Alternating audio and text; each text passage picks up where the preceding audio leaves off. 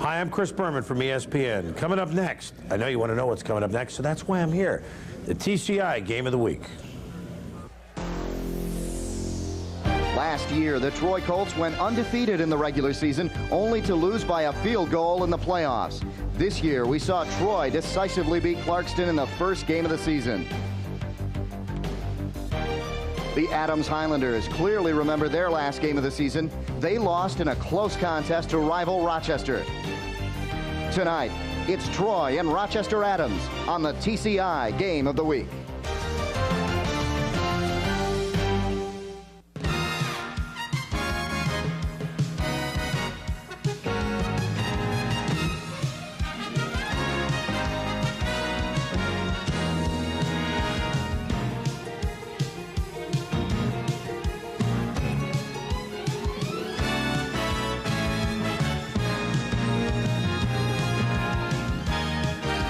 The TCI Sports High School Football Game of the Week. Tonight from Adams High School, it's the Troy Colts taking on the Adams Highlanders. Hello everyone, Dave Zorin along with Joe Abramson here at Adams High School. And Joe, both teams coming off some very tough games last week. Oh yeah, Adams lost to Lake Orion, a huge upset, and if they want to go to the state playoffs, there's no way you're going to make it at 7-2. 8-1 is going to be tough enough. They have to win the rest of the way, even though it's only the third week. Troy beat Seaholm 7-0. Usually a close game when these teams play, but Troy should have won 21, maybe 28-0. They got inside the 20, kept turning the ball over with fumbles and interceptions. Never let Seaholm, though, get past the 50, so you know their defense is ready. Big key tonight is the offense versus defense matchup. Adams featuring Charlie Sanders against the huge Troy defense, which has that team ranked in the top 5 in the state. Usually when it's that kind of a matchup, it's going to be something else that decides the game, like maybe Jared Topher running the ball for Troy or somebody on Adams' defense making the difference. Big thing for both teams, though, get on the board early before the clouds roll in and the rain comes down. Okay, we have threatening skies right now before the kickoff, and we'll be back with the kickoff right after these messages. Stay with us.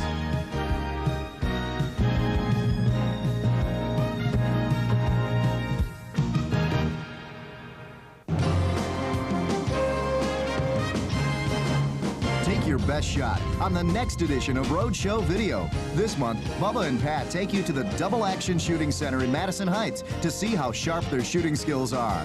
They'll talk to experienced shooters and see who can get closest to the bullseye. So for the best in pop music videos and what's happening in the area, watch Roadshow Video.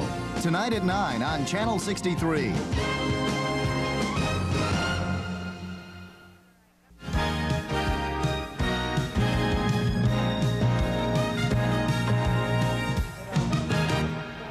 TCI Sports Game of the Week. This week we're at Adams High School in Rochester as the Troy Colts travel to Adams High School to take on the Highlanders.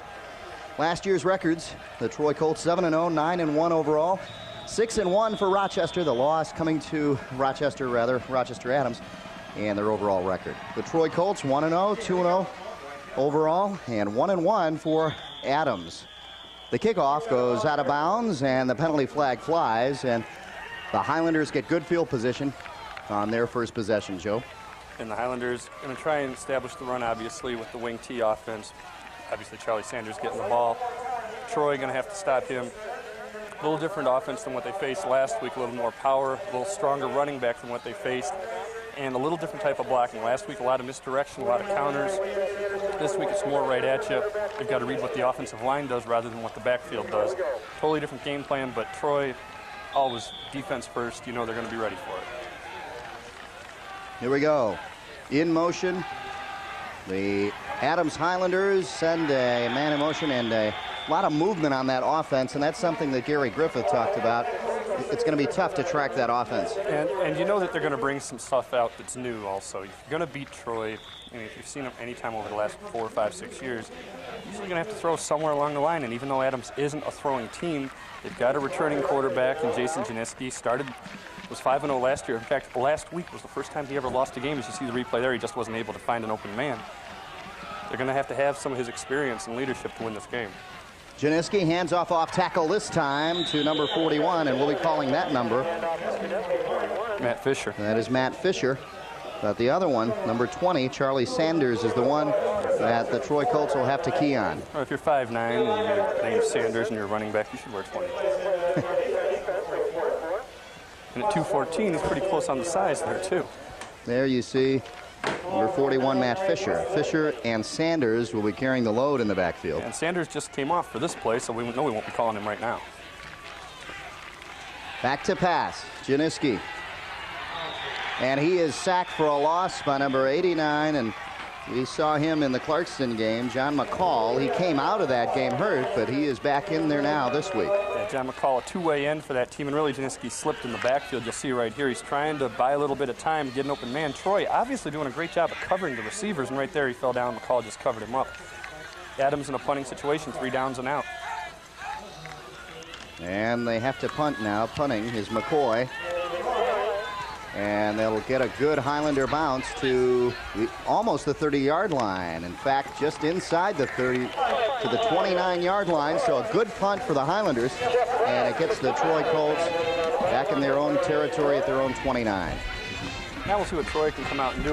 Gary Griffith mentioned us before the game, because of the imminent weather, got to come out and score early. Last week 7 points wasn't enough for them. The week before 7 would have been enough as well, as they won 14-6. Give the ball to Topher and just let him go. We talked about the clouds moving in, and the weather forecast showed some thunderstorms moving into the area. And Gary Griffith saying that they would like to score first. They would like to get on the board. On the carry was number 25, Dan McCarty. We saw Dan McCarty do a pretty good job himself against Clarkston 2 weeks ago.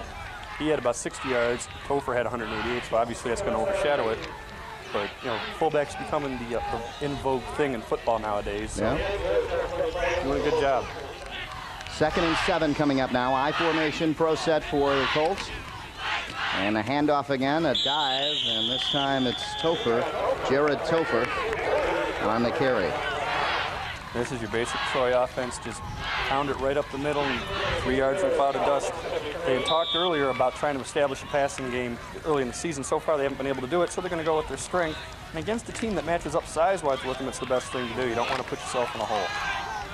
3rd down and about 4 coming up. It'll be a short 4. This will be an interesting thing to see if maybe they do try to go to the passer. Usually this would be a passing down. Kyle Rance, the quarterback. And they go off tackle. Topher with the first down and more across the 45 to the 46. If you can do that on 3rd and 4, you might as well keep moving. Topher, you know, 188 yards first week. I know he had a good game last week.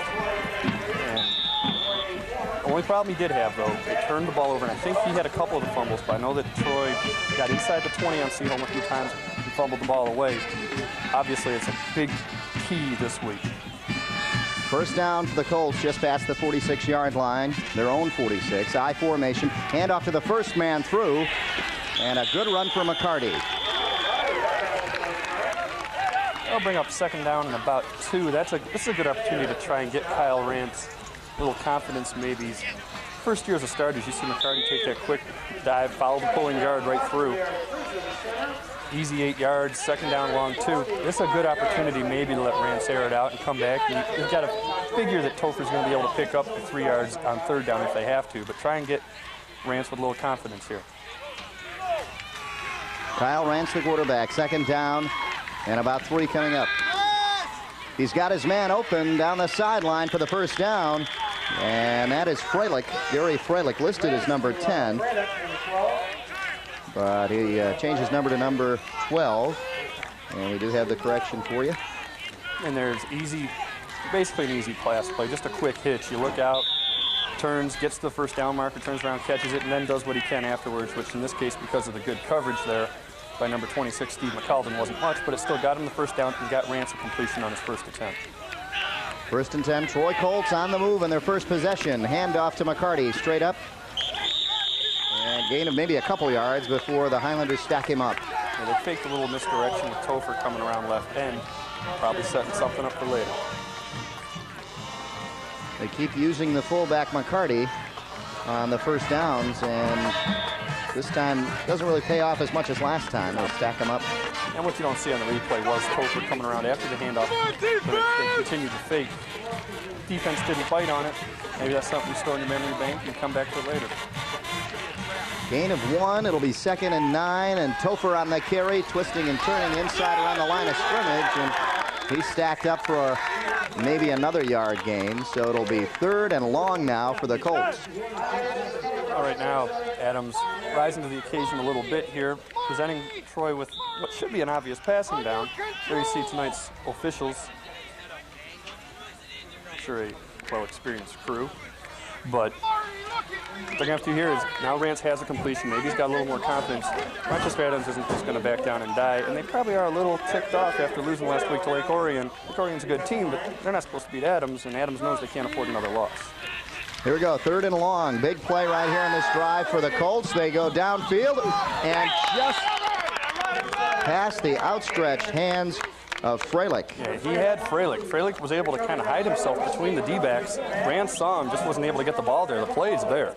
Watch him give a hint of a fake. Nobody bought it. He really didn't try to sell the fake either. He's got Freilich open. I don't know if we're going to be able to see it on the replay. There he is. He got himself between 2 defensive backs there. Just got to get the ball there. And the punt for the Colts. It'll go inside the 10. Will they stop it? They keep it in? No. It went into the end zone. A good effort down there by number 43, Corky McCarthy, to try to knock that back in, and he just missed it. I think he might have been on the line. Let's take a look.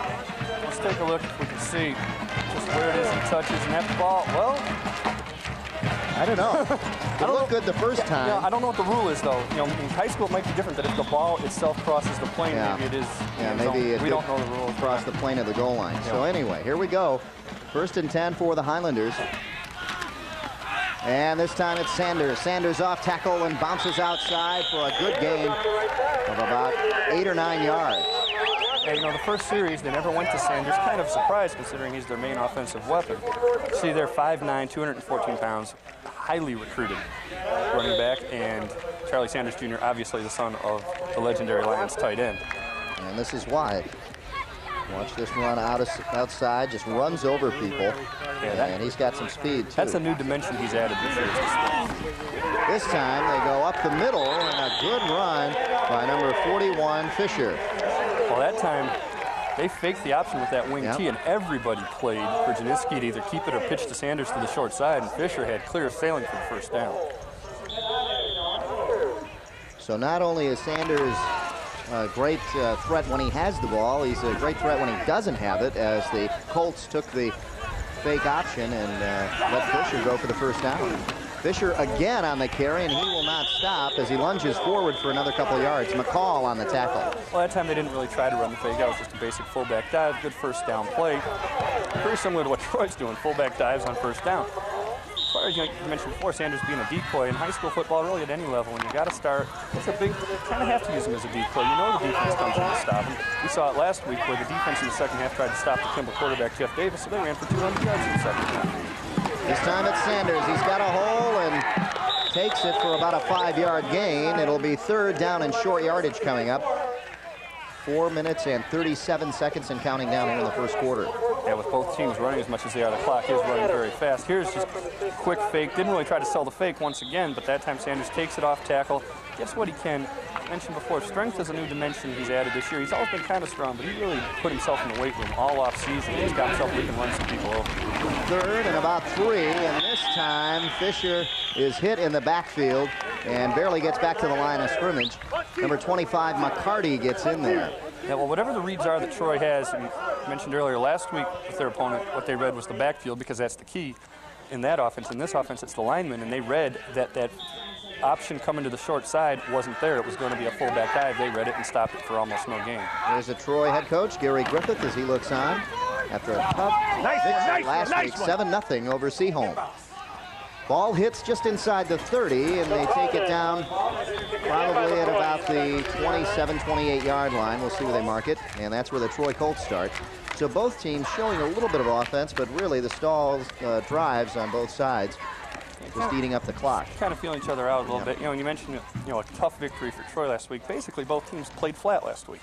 Only difference is Troy was able to manage a win out of it. Adams wasn't. Mentioned before, in their region for the playoffs, nobody 7-2 ever makes it, and always somebody 8-1 doesn't. So 8-1 is the worst you can possibly be. Saw Topher in the backfield. He's the one who gets it off tackle and trying to bounce it outside, and gain of about 4 yards on the play. Let's see where they mark it. Yeah, I guess they gave him about 2. No, they didn't give him much. Yeah, you're right. Yeah, let's see right here. He just wasn't able to get outside the containment. Good tackle out there by number 23, McCoy. Damon McCoy, one of the captains. Let's have to see if Troy tries to go back to the pass. The first pass was a good completion. The second pass, the play was there. If they can just execute the plays, they're going to be able to open the offense a little bit. In motion is Topher, single back, that's McCarty. He will block for Rance as he gets pressured, unloads downfield, intercepted. The Highlanders come up with the first turnover of the game, and down there, I believe it's number 34. Number 34 looked like he was down there. Yeah, Jeff Midbow. Jeff Midbow, the senior, 5'8", 152. Let's take a look. Right, you can see Rance, again, there's no play action on this pass. This is just a quick rollout, and he had to hurry the pass because he was getting rushed there by Kevin Shad. Threw it right into Midbow's hands. Basically, you're going to see here from another angle, number 70 is right there on him. He can't wait anymore to get rid of that ball. Yep. And back to the action on the first down play. That was Brian Anderson this time. Looked like number 45. 49. 49, Brian Anderson. Yep. Anderson gaining about 4 yards. It'll be 2nd and 6 coming up. You got to figure eventually Adams is going to start giving Sanders the ball a little bit more. There's no reason to really hide him at this point. You know, it is only the first quarter, but you're going to get him his 20, 25 carries somewhere along the line. This time right up the middle, Fisher manages to stay on his feet and gain about 2 or 3 after that. So it'll be 3rd down and short yardage coming up for the Highlanders. 3rd down and short, but not short enough to be an obvious running situation. Yeah.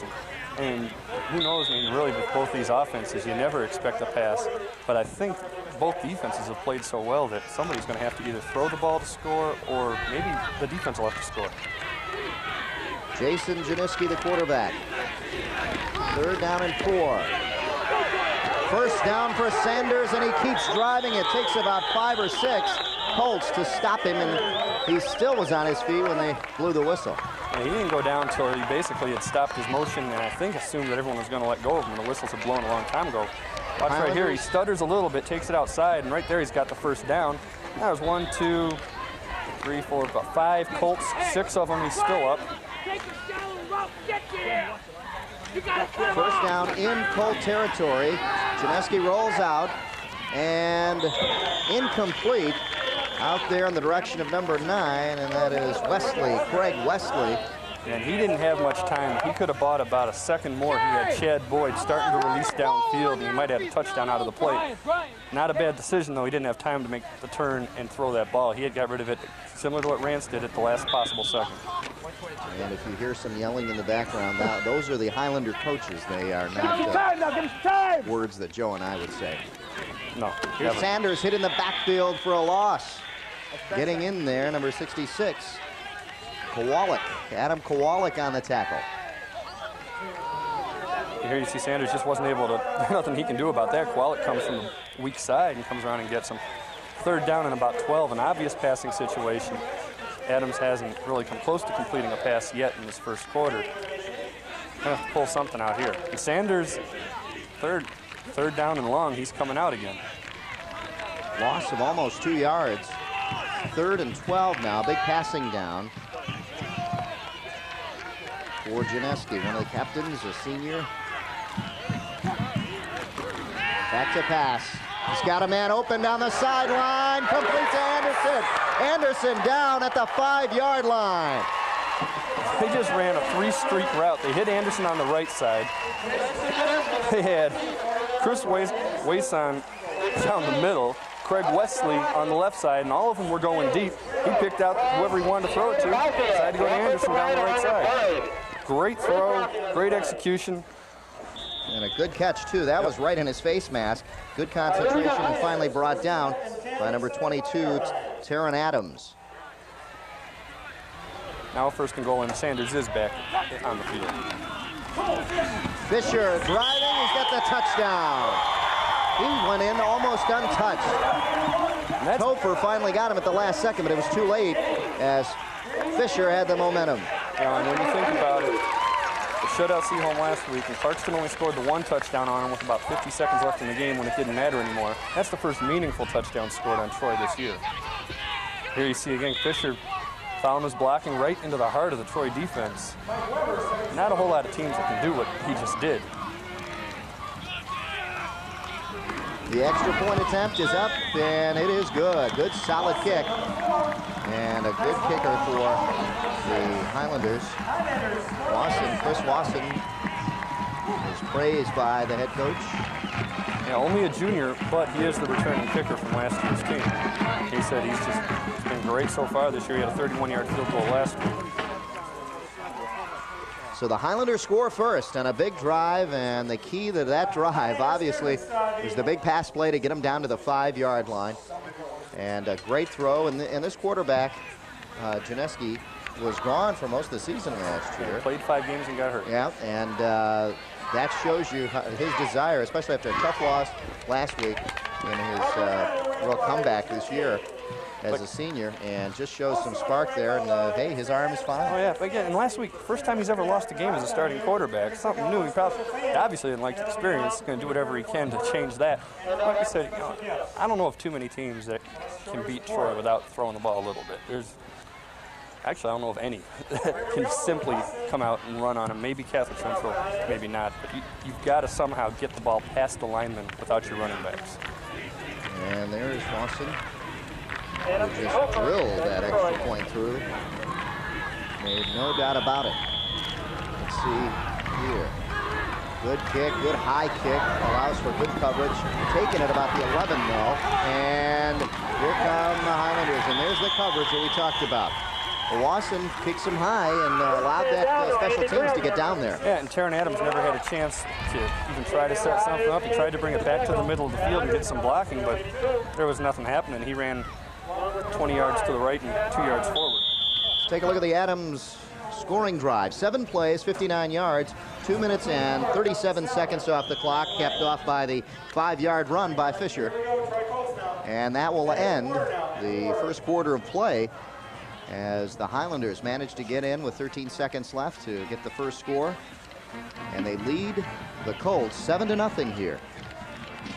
Probably a little bit of a surprise for most people that they would even have the lead. I think most of the experts, I don't know what Cosmo picked, but I think most people picked Troy.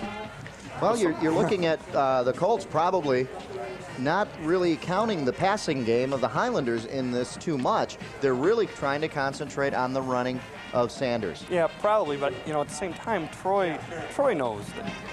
I mean, even Charlie Sanders, as good as he is and as good as his line is, nobody runs on these guys.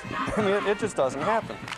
And teams that have beaten them or that have at least taken them to the brink of defeat have either had the big play on a kick return or something like that, or they've been able to throw the ball somewhere along the line. And right there, that's how that score happened. That was the one long pass that set up the touchdown, and it just makes the defense open up a little bit more. They can't just contain the middle. So the Highlanders strike first here on their home field and really trying to get fired up after, as Joe said, really a loss that shouldn't have happened and really surprised the Highlanders last week against Lake Orion. Yeah, that's Lake Orion, a team that was a non-conference game. It's a Division II team. These are both Division I teams in the Oakland Activities Association. But, so they've still got a chance to win their league, especially if they can win this game. But obviously, their backs are against the wall every week for the rest of the season. Here come the Colts. Rance handing off to McCarty. McCarty almost got the ball stripped. That gets up to the 25-yard line. Yeah, another typical thing of a team like a Troy, a conservative team. They're not going to panic. They're down 7-0. I mean, it's not a big deal. You don't come out and air it out right away. You just go with your basic stuff and keep working at it. And McCarty there right off the guard again. Fullback dive, first down play. Same thing they've been doing every first down. You could see Kevin Shadd trying to strip that ball loose in there. And McCarty held on. Second down and about 4 yards. And taking it himself is Rance for first down carry, and that one surprised a lot of people, Joe. I don't know. I hope we get to see that again. I don't know if he dropped the snap or not. Yeah, that might have been a broken play. It looked like everybody stopped, and I think he just fumbled the snap. Let's take a look. There's the snap coming right here. I got it. That's going slow. No, that was just a quarterback sneak. It just looked so unorthodox. Yeah. Great play. He just took off. Didn't even take a step back. He just went forward. First down.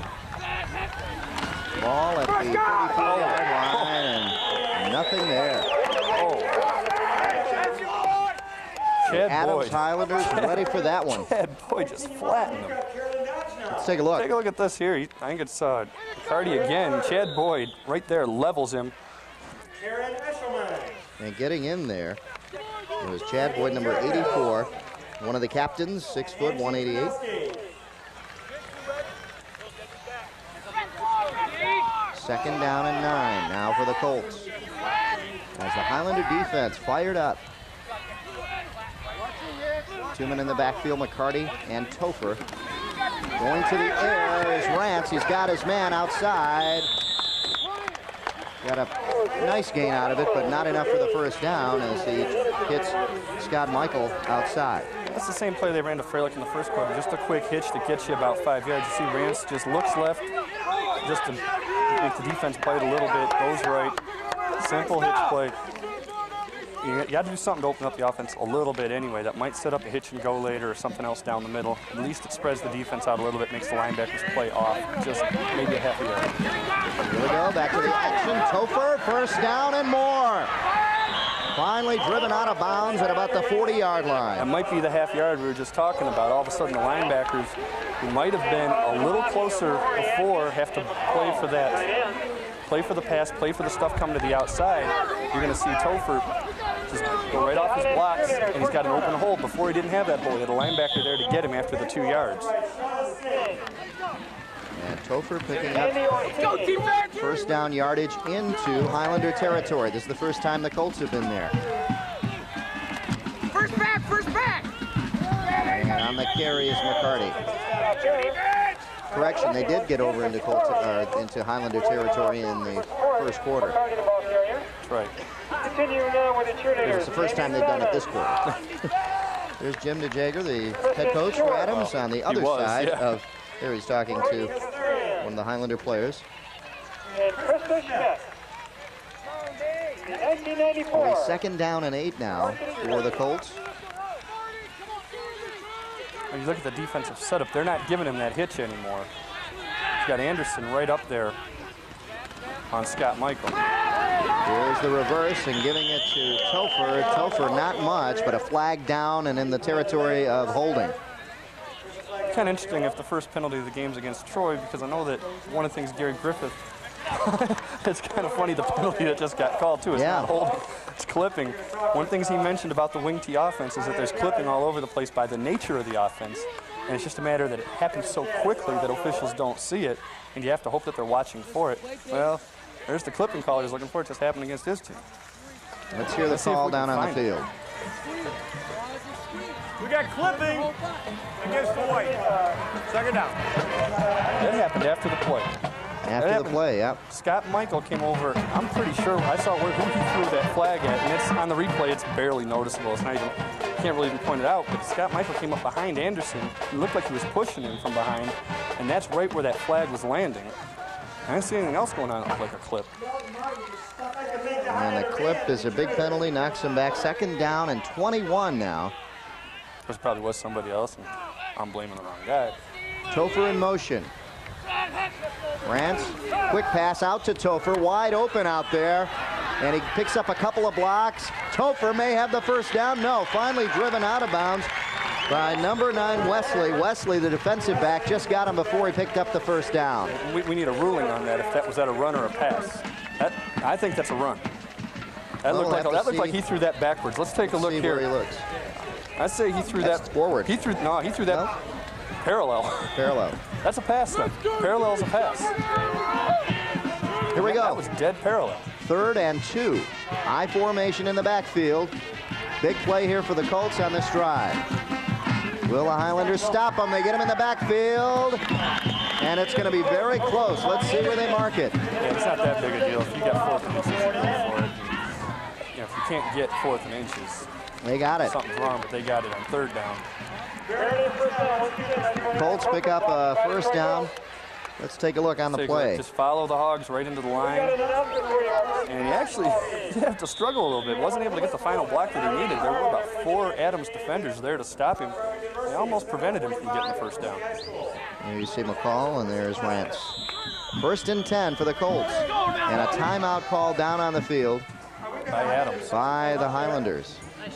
Yeah, probably trying to set up something. Now, this is the first time Troy's defense has been able to move the ball consistently on them. They're going to make their adjustments right now. You got to figure Troy, except for that one little hitch play, it's been all runs. See what else they can set up. Next week, we stay in Rochester as the Berkeley Bears take on the Falcons. That's Saturday and Monday at 7 p.m. Yeah, interesting game. That'll tell a lot about how the Division III will work in the OAA, because we saw Kimball pretty much have their way with Rochester last week. Rochester, they're not a bad team. They won 44-0 the week before. Berkeley's the other good team in Division III. If we can compare, logically anyway, how they do against Rochester compared to how Kimball did against Rochester, we might have an idea how they do when they play each other. 8:16 left in the second quarter. The Highlanders lead 7-0 over the Troy Colts, but the Troy Colts driving and have a first down at the 30-yard line of the Highlanders. Well, it's going to be their 10th play of the drive, taking up almost 4 minutes, keeping Charlie Sanders off the field and Matt Fisher off the field, and wearing down the Adams defense. And again, like we talked about at the beginning of the drive, they're not panicking. They're down 7-0, so they're a little in shock. Somebody scored on them in the first quarter. Just come back and get your offense in gear. They started this drive back inside their own 20-yard line, about the 18, so the Colts eating up the clock here in the second quarter. McCarty on the carry, and he's stacked up at the line of scrimmage, maybe falling for maybe a yard or two. Yeah, once again, I think it was Chad Boyd who nailed him before. There you see. Second down, about 8 coming up now for the Colts. And that might be Chad Boyd's assignment tonight, is to spy on the fullback. Boyd with a big hit earlier on Topher. And sparked the Highlanders. They've got to come up with a big play here to force the third. Second down and 8. And Rance back to pass. He's got McCarty wide open at the 20. To the 10, to the 5. Touchdown, Colts. No flags. And the Colts come right back on this drive. And they score on a pass play, Joe. The funny thing was he had Gary Freilich open deep, didn't go to him, but then Gary Freilich made probably the key play to making this a touchdown. And we'll probably be able to see it here. Let's take a look. He's looking downfield, and right about here he's got Freilich open. Instead he goes short. Let's see if we can take a look. Right, coming up on you right about now. If you stop that for a second, you see Freilich right there. Well, he's back there, but he knocked off number 9. And that freed him up for the touchdown. And both teams' pass plays have been the key to the scoring drives. In that case, it actually was the scoring play. In Adams' case, it was a passing play that set up the score. And the extra point is good. And here's a better angle where you're going to see Freilich make the play. Right there, just gets in the way. Again, it's just off to your back there. Knocks off number 9, Craig Wesley, lets him in the end zone. And when they look at this on film on Monday or whenever it is that they look at film, they're going to see that Freilich was wide open for a touchdown. No big deal, they scored anyway, but that's something to use later in the year. So the Troy Colts tie it up here in the second quarter with 7:34 left. 11 plays on that drive, 54 yards, and the big surprise was Troy 3 for 3 passing on that drive. That's probably the school record. Just 3 pass attempts on a drive is probably a school record at Troy. The thing is, I think Troy's only touchdown last week was on a pass play as well. Pretty sure. All tied up, 7-7. Back to receive for Fisher and Sanders. The Highlanders, Fisher and Sanders. That may be the all-time no-brain decision. Here we go. Colts to kick off. O'Meara. It's a low kick, and let's see. Sanders picked it up. He dropped it. A lot of confusion on it. There was some sort of reverse going on that wasn't working too good. It looked like they were thinking about, you know that silly play they show on ESPN every now and then where everybody kind of gets in the huddle and hides the ball and runs in a million directions? Let's take a look. Well, we missed the fumble. I think we're a little late on what happened, but there you see Sanders picking up the fumble after the field. I don't know if it was a handoff or reverse or what they were trying to do. Fortunately for Adams, it bounced up to Sanders, and he was able to get some more yardage out of it. It turned out to be a pretty good play, and they're starting out at the 38-yard line. But Troy Colts, 11 plays, 81 yards, 4 minutes and 38 seconds off the clock, and then the 28-yard pass from Rance to McCarty. The pass downfield, open, wide open. The big guy, number 84. And that is Boyd, he's done a great job defensively. Talking about him on defense there, he just got himself open in the zone. He sat down, was able to turn around and run with the ball after it. Take a look right here. See him all by himself. Throws maybe a little bit behind him. Great hands by Boyd. Gets a couple yards after the catch as well.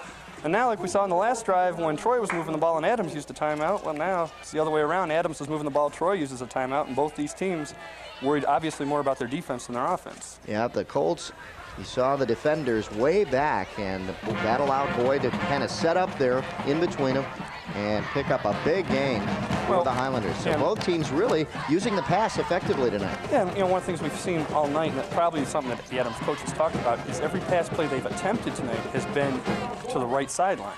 They haven't done anything down the middle at all. And the defenders were coming out to the right sideline and to the left sideline, guarding the wideouts, and allowed the tight end to get open down the middle in a soft zone. Got, I don't know, that was about 20, 25 yards, whatever, it was a first down. The TCI game of the week, we're at Adams High School.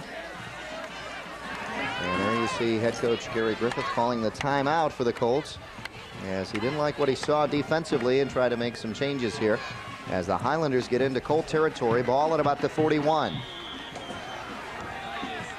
So now the Highlanders with the pass working for them. And don't forget they have Fisher and Sanders in the backfield. Sanders on the short side, and he just runs over everybody. He ran over number 44, Tariq Kazuz, and got down to about the 30-yard line for the first down. Let's see. Let's take a look here. Sanders just plowing over a couple of guys like you mentioned. He definitely got the first down. Doing a great job. He's not getting a ton of carries. You'd think Charlie Sanders would be getting a ton of carries in this game. I mean, Gary Griffith, you see there's an official timeout. Gary Griffith even said, hey, if that was my guy, 50 carries tonight. But they're using him as a decoy, and a lot of high schools will do that. You got a star like that, you know what the defense is gearing up for, you go ahead and use him as a decoy. It's hard for the kid to be patient like he has, and then when they do call your number to come up with the play, he's done a great job of it. This time Fisher, and they string him up. McCall there to stop him, and down underneath, holding on, there's number 43 for the Colts, Corky McCarthy. I don't think he maybe got to the line of scrimmage with that. Yeah, second down and 10. Fisher, there you see him, number 41 on the far side. No gain on the carry. Second and 10 coming up now. See how confident they really are in that passing game right here. Jason Janeski, the quarterback. 2 men in the backfield. Sanders outside. The Colts read it. Nothing there, and they sack him for a loss. That Colts obviously knew what was coming. If Adams had run a bootleg with Janeski keeping the ball, he might have scored a touchdown, but hindsight is obviously 20/20, and they are reading what's going on with the blocking. The blocking would have been different, but they knew what was coming. Here, watch number 66, Kowalik, get in there. Yeah, he's in there, and the D-backs came up for support there. You saw number 21, that's Jamie O'Brien. He came up and didn't allow Sanders to try and bust it any farther outside, beat him outside. Where he could turn the corner and use his speed. Third and about 14 now for the Highlanders. Janeski has time, and now the pocket collapses on him and finally brought down by McCarty and number 66, Kowalik. That's your basic coverage sack. Matt Fisher did a real good job of giving him a little extra time to try and find an open receiver. Problem was nobody was open. Also in there, Truza, number 64. Let's take a look. See right there, Matt Fisher holding off Truza, buying a little extra time for Janeski. But like I say, it's not his fault, it's not anybody's fault. There was nobody open. Troy defensive backs did a great job. Yeah, Truza got in there first and got him. And the timeout for Gary Griffith pays off, as whatever adjustments he made defensively work for him, as you see the sideline for the Highlanders. This is a field goal attempt of 52 yards. 52 yards. It is up, and it's going to be short. That's confidence in your kicker. Yeah. He slipped on the kick, so that wasn't going anywhere. Yeah, the wind is at his back, so if anything, that would have helped him. And it is getting a little windy out there. You do get some gusts. The state record is something like 58 yards. I've never seen a 50-yard high school field goal. Well, That'd have been the way Wasson got a hold of that extra point, booted that through quickly into the wind. I don't doubt at all why he went for that. And it's no problem because now the Colts get it at the 20. McCarty on the carry. Gain of about maybe a yard if they're lucky. You know, there again, that's a rule that's a little different from what you see in college and pros too. Normally, as you come back to the line of scrimmage, you don't try that. If that's what you get out of it, what the heck? You ought to try the field goal in all situations because it's the same as punting through the end zone. Might as well. You know, I never knew that's what happened. Of course, obviously, because I've never seen anybody try a 50-yard field goal before. It makes sense. Yeah. Here come the Colts now. Second down. They did pick up about 2, and it's 2nd and 8 now. Rance has 2 receivers split, but he goes on the draw to Topher. Topher bounces outside and gets close to a first down. And Scott Michael, the wide receiver, who I think got called for that clip earlier, was so careful not to do anything at the end of this play. See if we can take a look as Topher takes it to the outside, and you'll probably see it just near the end of it. You're going to see Scott Michael coming right there. See Scott Michael right there. Tried real hard not to even think about touching anybody. So if he had, they would have thrown the flag, even though he didn't actually, wouldn't have been committing a foul. The looks of it would have been that a hold or a clip was being committed. Topher getting the handoff deep in the backfield, bounces outside for a first down, and all the way across the field, close to midfield at about the 48, 47-yard line. You know, once again, Gary Freilich didn't really lay a block on anybody, just got in the way of somebody. Did a good job, just got in the way and allowed him a little extra time. You see Gary Freilich right there, just kind of get in the way.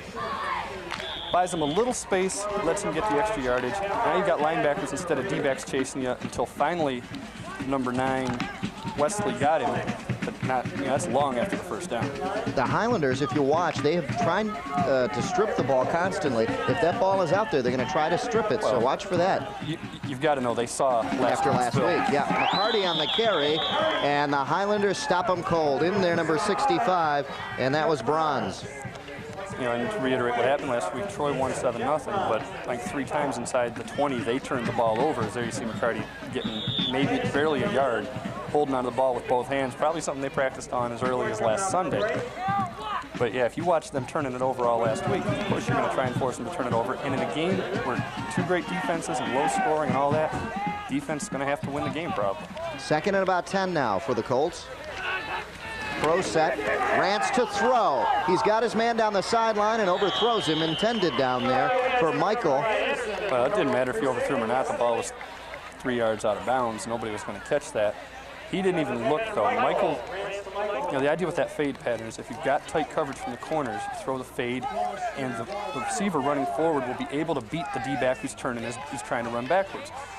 If the guy's 10 yards off you, you're not going to beat him deep. But it's a timing play, and you run it right away. Gary Freilich's looking on the other side, kind of a little bit more open, not much more open. Really, basically, it's the Adams defense was ready for that play. It was set up that wasn't going to work. But the quarterback, and I don't know if Troy has audibles in their system, usually quarterback should make that read off the coverage and go to a hitch instead. But again, I don't know. They don't pass a whole lot, so they probably don't have that. 3rd and 10. Rance pressured, unloads, intended down there. That's incomplete. For number 22, Adams, and that was knocked away. So it's a 4th down situation coming up for the Colts, and they will have to punt.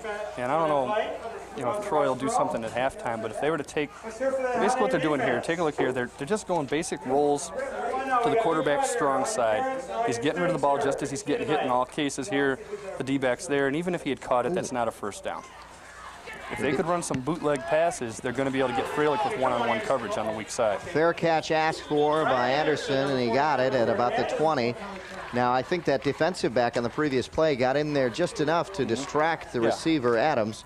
Yeah, and like I said, even if he'd caught it, it was going to be 6 yards short of a first down. They were going to punt. If they can run those bootlegs, though, the whole defense is committing on those rollouts because you've got a tight end coming this way, a back out of the backfield, and a wide receiver. If he bootlegs it, he's only got one receiver out there, but he's got one-on-one coverage, and he's pretty fast, so you go to him.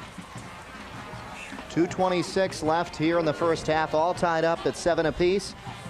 Anderson moving, and Sanders this time is stacked up. 2:17 left. You don't have enough time to really try and sustain the kind of drives these teams need. You know, just running the ball all the time. If you're going to do it, you're going to need your breakaway back. Charlie Sanders, in this case, to come up with a big play.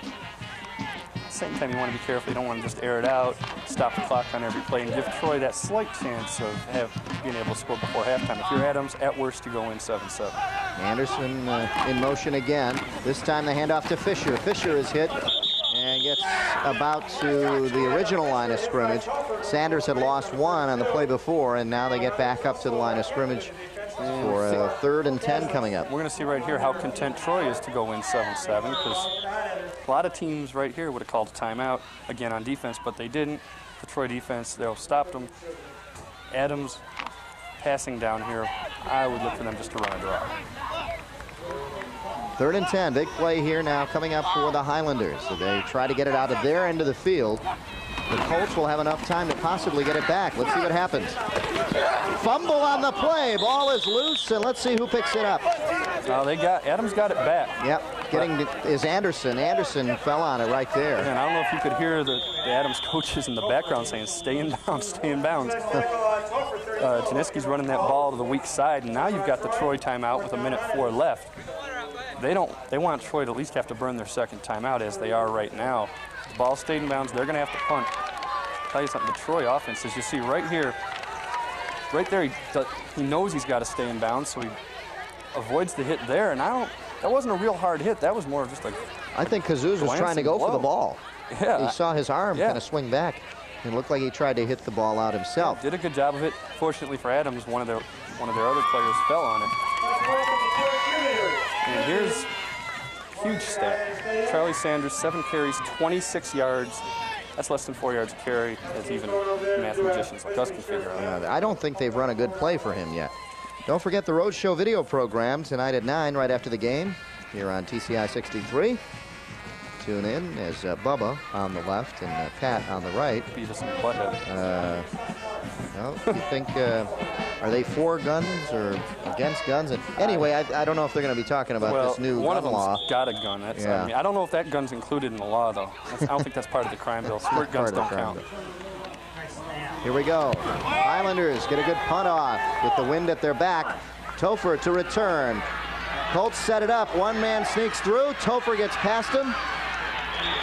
And they get it back into Highlander territory. Ball at about the 43-yard line. And that's where the Colts will start as they try to get it in the end zone with 51 seconds left. Since my favorite thing in the world to do is rag on refs, I'm going to give one credit here. That's not a clip, and 99% of high school refs would have called that a clip because he hit him from the side. Just as he turned, he hit him in the side. It's a legal play, and almost every high school ref calls that a clip. Good non-call. Here's Rance on the draw to Topher. Topher has a little bit of room to run, and a good play. Getting in there quickly was number 54, Kevin Duffy. The nose tackle there, getting in there for a big stop. And under 30 seconds left, Troy with 1 timeout left, not even trying to hurry to the offense up to the line of scrimmage. Figure they're going to try and throw one, maybe get in field goal position and use that last timeout. Clock winding down, 15 and counting. 2nd down and 7 for the Colts. Rance back to throw, has enough time, unloads downfield, has his man open, and a complete pass to Drew Patrick. With 1 second left, they get the timeout. And will you try for a field goal here? Yeah. Looks like they are. I think so. There's the pass. We keep talking about blocks, and let's take a look right there. And I don't know if we were able to see it quickly or not. We weren't able to freeze that. Jared Topher saved him. I mean, Kyle Rance was dead on that play. And Topher, let's see if we can see it better here. It's totally out of your picture, but he made a great block. Got in the way of number 54, it's Kevin Duffy. Rance was able to make the pass, and this is going to be about a 46-yard field goal, something like that. 45-yard field goal. So we've seen a 52-yard attempt going the opposite way. It's going to be one long field goal either way. Let's see where they set up. And the Highlanders had the advantage of going with the wind on their field goal attempt. This is going to be against the wind for the Colts, but again, they have had some good kickers in the past. And some tough shoes to fill here for Fraley. Freilich the kicker I this believe year? it's Freilich. Oh, let's No, see. no. No, who was it? They've got him I thought it listed was here. O'Meara. I It thought was it was Kevin O'Meara. O'Meara. Kevin O'Meara, excuse me. And I don't think they're trying it either. No, they're not. They're not going for the field goal. They're going to go one last effort towards the end zone. Run a draw. If you got Barry Sanders in there, you run a draw. They're going to the other side. He's got him. He's got him. Touchdown. Wow. A great play to Chuck Connor, number 16, a junior. And you wouldn't expect him out there. We've never said his name. This is the second Troy game in 3 weeks we've done. We've Let's never take a said look. this guy's name. And that's what the Highlanders thought, too. They probably said, all right, well, they're just going to kill 1 second let's off. put in the field goal block team. There's just your basic fade pattern to the corner. Got him. He burned number 5. Yeah. Meager, Pat Meager. Great, out there great play. with 1 second left in the half. And the Colts fail on the extra point attempt, though. Again, we don't know what the Troy High School records are, but I bet they've already broken the single-game passing record in the first half. So Rance to Connor. And, hey, Rance has got some passing yardage tonight. And, Gary Griffith talked to us before the game, but I said the big thing is just getting him his confidence. He said he just, in practice he looks great, in games he doesn't, and he was basically blaming it on this quarterback camp he went to in the summer. But he says now he thinks he's got it going. Let's take a look right here. Rance is looking back, and he went to his first read. He goes left to Connor, and he beats his man to the corner. You see right here, not that hard of a catch to make either. And who knows, maybe we'll see Connor in the second half. We haven't seen him. That was the 6th quarter of Troy football we've seen. We've never seen this guy on the field before. And you know what? That was a nice touch. He just lofted it up there, let the receiver just get underneath it, Well, catch he's the ball. finally forgotten all that stuff he learned at that quarterback camp that messed him up so bad. There we go. That's the score here at halftime. The Troy Colts stun the Highlanders with 1 second left on a throw to the end zone. And, well, to the moon, Alice. You know what I'm saying? This is, someone's going to be One of these days. talking in the Highlanders halftime huddle here as the Highlanders trail by 6, 13-7 here at home. And we'll be back with some halftime stats for you right after these messages. Stay with us.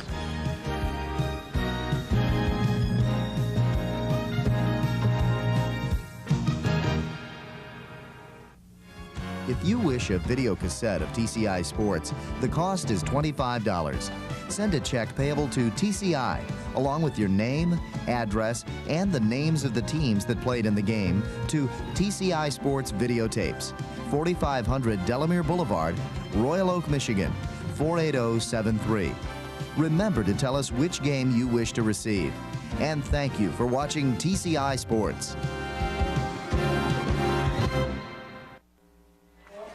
The TCI Game of the Week. This week we're at Adams High School, and the Adams Highlanders trail the Troy Colts by 6, 13-7 here at halftime. And looking at the halftime stats, the Troy Colts 94 yards rushing, 53 for Adams, which is a little bit of a surprise that Adams would not be a little bit higher. Yards passing, the Troy Colts lead 98-61. Now that is a big surprise. And even more surprising, both teams have more yards passing than rushing. And I'm pretty sure in Troy's case that may be a first ever, and we kind of elaborated on that maybe too much to the point that Griffith's upset with us, but what the heck. You saw the total yards, 192-114. Troy's scoring drive right before halftime, in fact 1 second before halftime, 3 plays, 57 yards, 51 seconds off the clock, 26 yards on the pass from Rance to Connor. And Rance did a real nice job in leading Connor. He threw it up there, just hung it up there for him to catch. And the Troy Colts, surprisingly, with a touchdown there, lead 13-7. Now, not surprisingly that they lead, but surprisingly that they get and the way they did it, yeah. And I think 2 touchdown passes in one game is a Troy High School record. Oh, it's 2.5. We've just heard, but I guess that's like a 2-point conversion that they threw for once. Because we're also pretty sure this is the first time ever they had more passing yards in a half than rushing yards. Chris Wasson to do the kicking. Back to receive. Topher and Adams. This one going to Topher. Jared Topher takes it at about the 15. Bouncing outside to about the 29, 30-yard line. We'll see where they mark it. Just shy of the 30-yard line. Here's the first touchdown for you. Well, this is the play that sets up the first touchdown, actually. It's a pass to Anderson. first touchdown came a play later on a run by Fisher. But again, with two running teams, it's been the passing game that set up everything. And here is the run by Fisher that we thought we were about to see. First touchdown of the game, and I'm sure we'll come back to the other scores after this play. And that was Fisher 5 yards out with 13 seconds left in the first quarter. He scored the first one. Topher on the first down carry, carries for about 5 or 6 and then pushed forward for another couple of yards. Here's the second TD, and this one scored by the Colts in the second quarter with 7:34 left. A 28-yard pass from Rance to McCarty, and McCarty just rambles now. Simple rollout pass, and McCarty gets a little block from Freilich coming up here, rolls into the end zone, easy touchdown. And lastly, we'll see the last second play. And that made it 7-7, and here's the last second play. And hopefully we'll get this in just before they get the snap off for the next play. And we do. There it is. And that was Connor, 26 yards from Rance. The Colts still moving. Look at this. McCarty not brought down until he gets to the 35-yard line of the Highlanders. And most importantly, Gary Griffith actually gets to look at some offense now. He was, 30 yards away. Now the whole team's with him because that's where the ball is. But Griffith was, as usual on offense, 30 yards from the rest of the team because that's not his thing. Defense is what he does. Here's a great run by McCarty. Same thing he was doing against Clarkston 2 weeks ago. He's going off tackle and little misdirection, getting as many yards as he can. So McCarty getting up there in the yardage himself now. So Topher and McCarty complimenting each other with some big runs, and now taking it himself is Rance on a first down. That's an unusual call there, Joe. Yeah, and I guess Griffith isn't going to get too involved. He just went to the other 30. Now he's getting closer to the 50. It's kind of fun. I hope we can get a shot at Griffith sometime. Now he's with the rest of the team, but I hope later on offense we can get a shot at this guy not doing his thing. Or, I guess, doing his thing on offense. He's basically thinking about defense. Second down and 8 coming up now for the Colts. There you see Gary Griffith. He's probably yelling at the two-way players, don't forget to tackle when we get on defense. And an equipment problem down there on the field for McCarty. His hip pad is not staying in. The referee down there checking it, and it's going to be all right. Yeah, as long as it doesn't take too much time there, Jim DeJager, the Adams coach, as long as it doesn't take too much time, it won't make you sit out of play. Second down, about 8. The pitch goes back to Topher, way back. Topher bouncing outside and spinning away from Boyd. Gets close to a first down. I think he got it. Big run by Topher. He did pick up the first down. And Topher, and now Griffith's back where he belongs on the 45-yard line. That's more important than the game, actually. But Topher spreading the defense out a little bit. They'll probably come back, I would think, with a little fullback dive, but they might just go with a hitch pass here. Definitely spreading that defense out and not allowing them to play too tight. The Colts on their first possession here in the second half, moving very well. The Highlanders may want to call a timeout. Gary Griffith right here. Take a look where Gary Griffith is, and let's spread this out. Gary Griffith. Here's Gary Griffith. Here's the team. That's a good 20 yards. And a flag on the play after Topher carries. There's a flag on the play, too. Right in front of where he got tackled. Holding on Troy. Yep. Troy gets knocked back, a little stall here in their drive. Yeah, so you put Connor in now and throw a touchdown pass. Take a look at the run by McCarty, and there they throw, or rather by Topher, and they just throw the flag. Yeah, and you don't know really if Freilich's right there, and maybe he committed the hold. You don't know, but the flag looked like it came away from the play as far as against preventing any kind of tackle. Repeat the down. We'll have the down over, and we'll knock them back. Ref still have yet to mark it. Ball will go back inside just outside the 30 to about the 32-yard line. First and 10 there, or excuse me, first and 17. Right, because it's from the spot of the foul. Here we go, I formation. And Topher, big hole, and he follows his blocker, number 26 in there, Appledorn. Dan Appledorn filled in for McCarty at the fullback position and opened up a big hole for Topher. Let's take a look. Whatever it is they saw at halftime is working. You see right there, a great block by Appledorn and the rest of the line, too. They moved all the linemen out, got a hold of the linebackers, and made the D-backs make the play. You see Topher on the sideline. And I don't know if he's injured or not. Yeah, he's taking a seat for a second. Well, he's rubbing his eyes. He might, I don't know if that's an injury or if he's maybe got dirt in his eyes. Just underway here in He might have got poked in the eye. the second half. And the Highlanders stack it up now, and things getting a little tight now for the Colts down in Highlander territory inside the 20. Yeah, but really for the Colts, the way you're able to take time off in this game with both these offenses, the field goal here is huge because the obvious 9-point lead and 2-possession lead that they would have.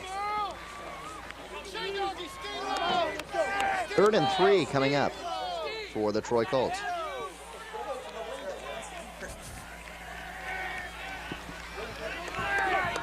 .8:28 left here in the third quarter. We start the second half. Rance nowhere to go with it as the pitch man was covered. Adams was out there to get the pitch, and the Highlanders covered it perfect. Yeah, that play just never happened. And here, didn't sell the fake at all, which is the biggest problem with that. If you're going to run the option, you got to sell the fake to the fullback. You got to make somebody commit to it. Nobody committed to the fullback. He could have handed it off, and it would have worked. Made a very weak attempt at the fake of the handoff. Went out. They know right then it's an option. Cover the pitch man, go ahead and take the quarterback out. Even if he gets a yard, it won't be a first down. Now it's a 4th and 4, and Troy calls a timeout. Saw number 70, Kevin Schad in there, and there you see Jim DeJager, head coach for Adams. The Master Anglers right here on TCI 63, Thursday at 7 p.m. And most importantly, this guy, 2 fish, Gomez, 1 fish. Oh, you're right. So who really is the master angler? How did that happen? Yeah, come on. Well, you know, that's what happens. That's what happens when you don't produce your own spot here. Yeah. I guess that guy would be like the super master angler. That's the Troy Colt fans on the far sideline. And there you see quarterback Janeski warming up, Jason Janeski.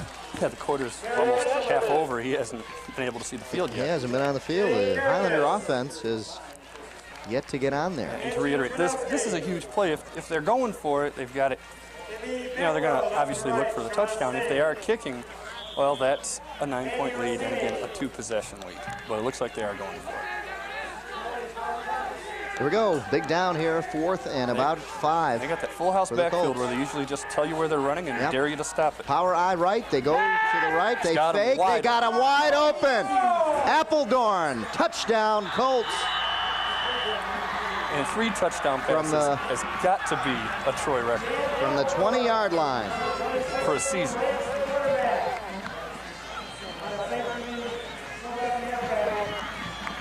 And everybody that's going to play Troy the rest of the year is having nightmares right now because Kyle Rance is getting his confidence, and that running attack that they've got is now being matched or maybe even bettered by its passing attack. You see Appledorn wide open. And I think Adams was thinking what we were thinking there is that they're running it right up the middle. They're going to dare you to stop it. They're going to go their strength against your strength and get the first down. Appledorn wasn't covered. Easy touchdown. A big play for the Colts. They call timeout now. That's their second one. So the Colts score with 1 second left in the first half and now take a big drive, eat up a lot of the clock, and they stun them on a 4th down play as they were looking for the run and throw to a wide open Appledorn. Yeah, and I don't know if we can get the high view of that play. But you'll see what they were trying to do. You know, it's their basic, that full house backfield, just going to run right, have 2 fullbacks lead the way. Usually it's a lineman at one of the fullbacks, and dare you to stop it. Well, everybody from Adams took the dare, went in, tried to stop it. Appledorn snuck through underneath, and I'll tell you, yeah, if Kyle Rance hadn't made that throw, he might have gotten yanked, even though he's had a great game. Yep, Appledorn was so wide open. Everybody was anticipating the run. You and I were probably anticipating You know, by the end of the year, we're probably going to be talking about what a great passing attack Troy has and how they never run the ball. We're waiting the extra point attempt now. Should they go for 2 or should they just kick the extra point? Let's see what they do. Go for 2, I think. Adams has a real good kicker. If they score twice, they're going to make both extra points most likely and get the 21. I think you have to go for 2.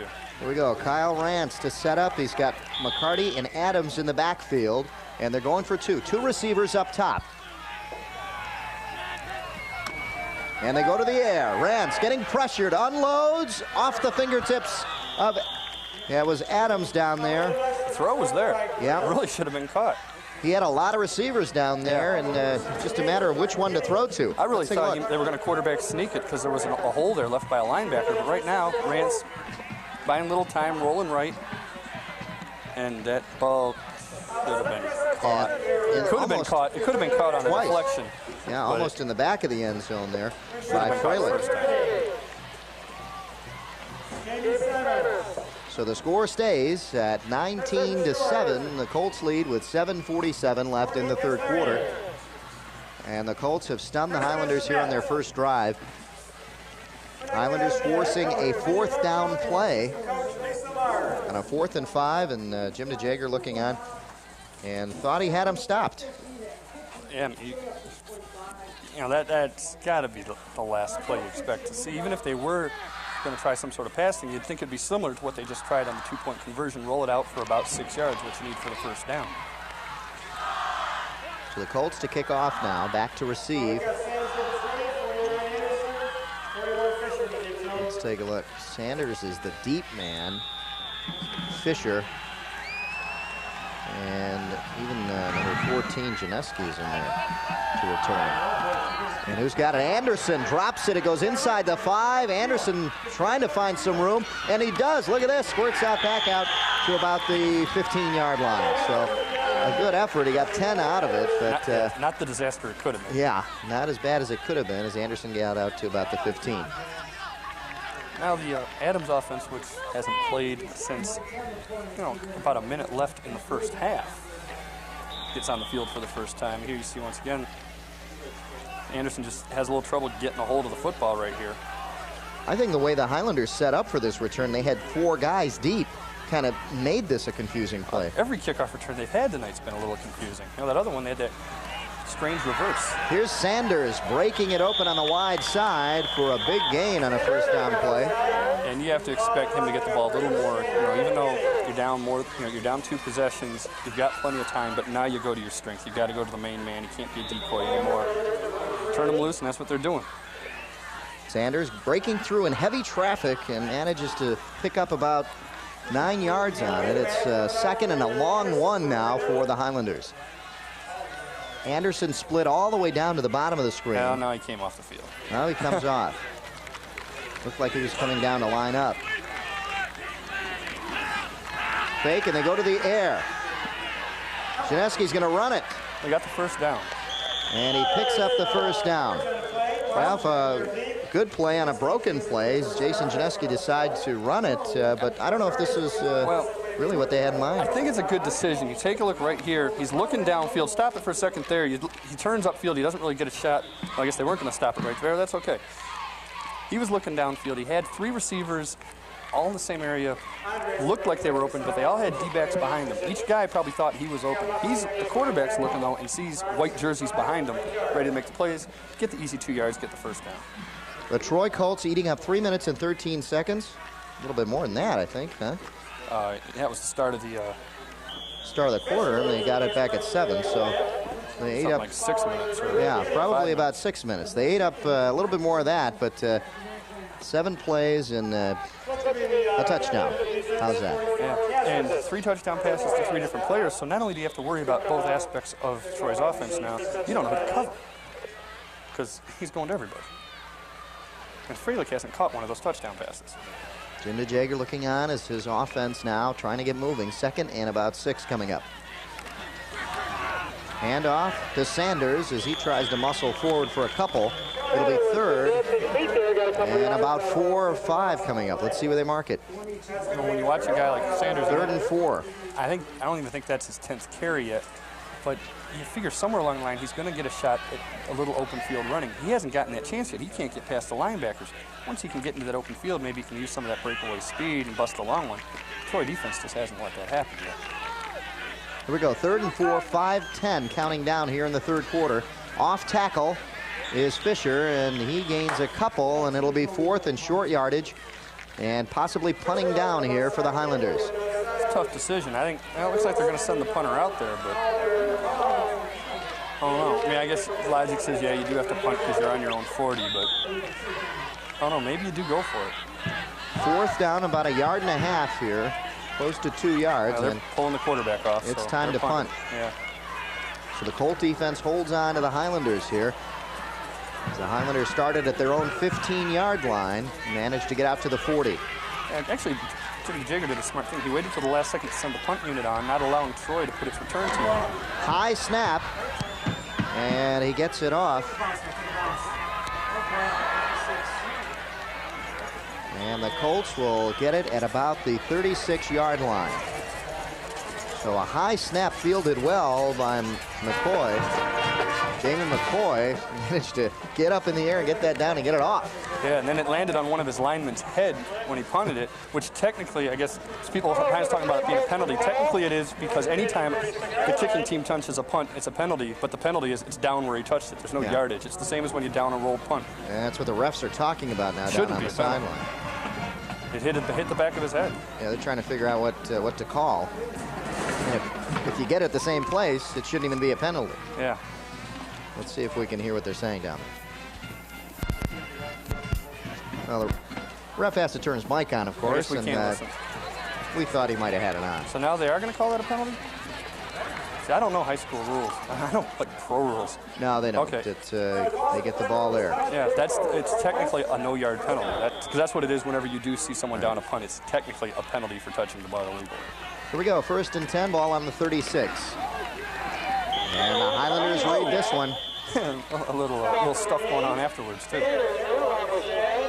McCarty on the carry, nothing there as the Highlanders stack it up. It'll be 2nd and 10 now. Let's take a look and see who got in there. Yeah, and now if you're Troy, you do have to go back to that running attack just to run as much clock as you can. In there for sure was number 70, and that was Shad, one of the captains. Yeah, you saw Nick Tchaikovsky and I'm not sure who that was from Adams. You know, going at it a little bit after the play. 2nd and 10. Topher outside, big gain, and it'll bring up 3rd and short yardage. Finally wrestled down by Anderson and number 54 Duffy. Topher busting to the outside and trying to read his blocks. You'll see right here. And you can tell, if you've been able to see it all night, Troy relies a lot on blocking from its receivers. And right here, Topher slowed down, comes up, and Freilich right there wasn't able to get in. And his play's moving so fast, you can't do anything about it. But Freilich wasn't able to get in and make the blocks, which he has made on occasion on those runs to the outside, which turned a 7-yard run into a 17-yard run. Still a great play for the Colts. 3 minutes left in the 3rd quarter. Flag down, and it looks like a holding call coming up as Topher picks up the first, but they'll bring it back. Yeah, that was thrown in the spot where they usually do call that. Clock stopped at 2:56 left here in the 3rd quarter. The Colts lead 19-7. And this will knock them back. It'll be down over. Let's hear the call. We got holding against the white. We'll walk it off, replay it down. Here we go. Let's take a look and see. Well, I'm not sure which guy they called it on, but well, he was looking back that way, so it's hard to see. They always say there's holding on every penalty, on every play. It's just a matter of whether they see it or not. You know, I know someone who is an official, who's more of a line judge, and it's his job to call holding. He said the fact is you can't watch the whole line, and you just decide this play I'll watch the right side, this play I'll watch the left side. If the other side's holding, it's not getting called. Next time they watch the side that was holding. Here we go. 3rd and 13. Rance back to throw. Has a man downfield, overthrows him. Intended down there for Gary Freilich. A lot of commotion up here in the press box. We're trying to figure out what all the... Well, I think the Adams coaches thought one of their defenders was lined up offside. Now, I don't know if he was or not. Refs didn't see it, so I guess he wasn't. But it's 4th down. You see Rance looking downfield, just overthrows his man. Yep. Intended for Freilich down there and just overthrew him. Now a 4th down forced by the Highlander defense. And it's a bad snap, and they're going to have to fall on this. Even if they pick it up, it doesn't matter. The Highlanders pick it up in great field position on the bad snap. And the Troy Colts turn it over. Truza could not even get anything off on that one. Yes.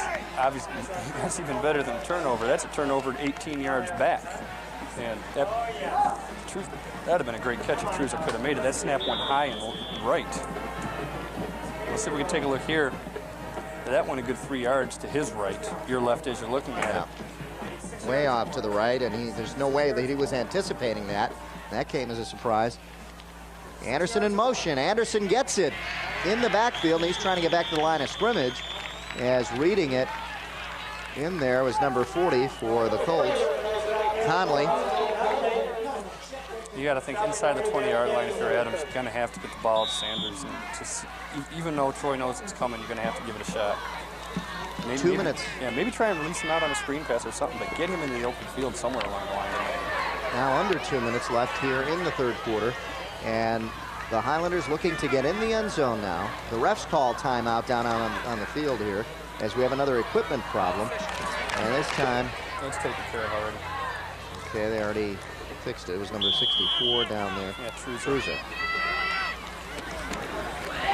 Hand off to Sanders. He bounces outside. Look at him go. Charlie Sanders. Touchdown. The balance he showed and the awareness of where that sideline was. Along the sideline. I was waiting for him to go out of bounds, but he doesn't. Yeah, bust the outside, little block in the back, but I think he had him from the front at first. Takes the outside, and right here he's going to tiptoe the sidelines for the last 5 yards, and we can't really see it because one of his coaches was in the way, but it was pretty good. Good block by Anderson, too, to free him. The Let's see extra if we can point see coming from up. here. The extra point is good, and it's 19-14 now. And a 5-point game, which means a touchdown simply gives them the lead, and Adams would have to go for 2 for the field goal lead. 1:39 left in the third quarter. A lot of time being eaten up by both teams off the clock. Even though they are passing, Joe, a lot of time's getting off the clock as they primarily go to the run. Then they'll throw a couple passes in there. That time, Sanders. Yeah, with a 20-yard drive, you don't need to throw. It's a 2-play drive. You don't need to even think about throwing the ball. But the Colts ate up a lot of this quarter on their first drive. And the Highlanders only got the ball twice in that quarter, not doing much the first time, and this drive getting in. And Gary Griffith, as his team's about to go on offense, probably going to, go. Here he goes. Going away from everybody. Take a look at Gary Griffith here. There's nobody to his left, and look at the rest of the team here. There's Gary Griffith. Now he's going back to talk to some people. Once they actually have the ball on offense, though, he'll be off as far away as he can go. 30-yard line. Here's Wasson to kick off. Ball dropped and now picked up and taken. That's Connor. By Connor. Connor had the touchdown. Look at him going all the way across the other side of the field and came up with a good return. It could have been disaster. Kickoffs have been like the best plays tonight. Every kickoff's been exciting. Look at there, it just bounces right back to him, and now he's taking it right. Starts to lose a little yardage here and turns on the speed. At this point, well, now you'll see him turn it around to the outside. Hits a point where you start thinking he might score. And now it's just a foot race out to the outside to get to the sideline. Yeah, so the only thing that got in his way from scoring was the sideline. Refs again not starting play. Here we go now. 1:31 left in the third quarter. The Troy Colts having possession just outside the 41-yard line. And a handoff to Topher right up the middle. First down into Highlander territory at a ball about the 46-yard line. And I'll tell you, the Colts on a play like this. This goes back to your classic Troy offense, which, the passing game was working so well. They hadn't been doing this for a while. We forgot all about it. Now you go back to that simple off-tackle stuff. Use the big lineman, go behind him, use your fullback, and let the tailback follow him through. It was McCaldon on the tackle, number 26, in the backfield. Just missing it was number 54, Duffy. Here's another dive play for the Colts, and they seem to be working the clock here. Yeah, that time it was McCarty. McCarty stretching out down there.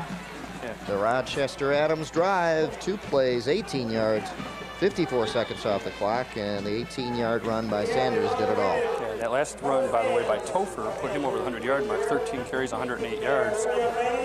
And I'm not sure what Sanders' yardage is at yet. It was a great run, but they didn't have enough field area for him to gain a lot of yards on the last drive. Kind of limited by your great defense. Rants the pitch, and a strange pitch it is, out to Topher. Topher gains a couple out of it.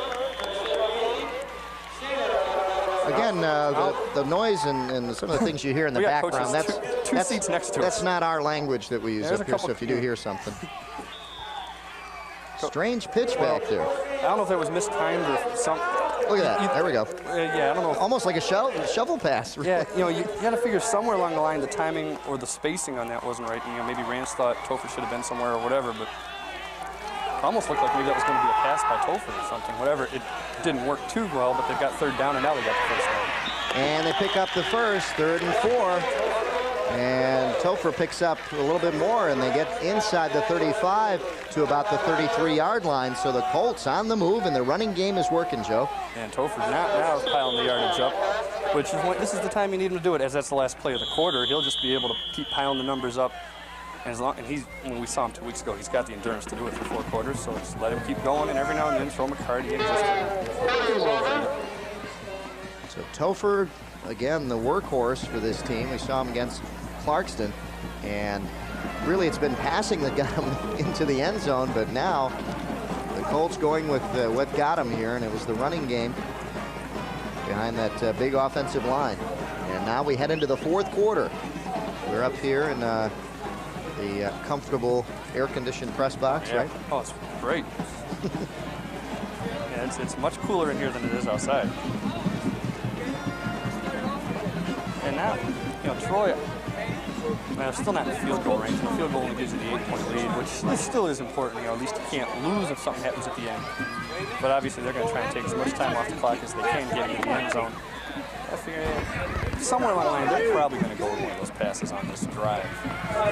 Maybe if you get a 2nd and 1 situation, 2nd and 2, when there's not a whole lot to lose.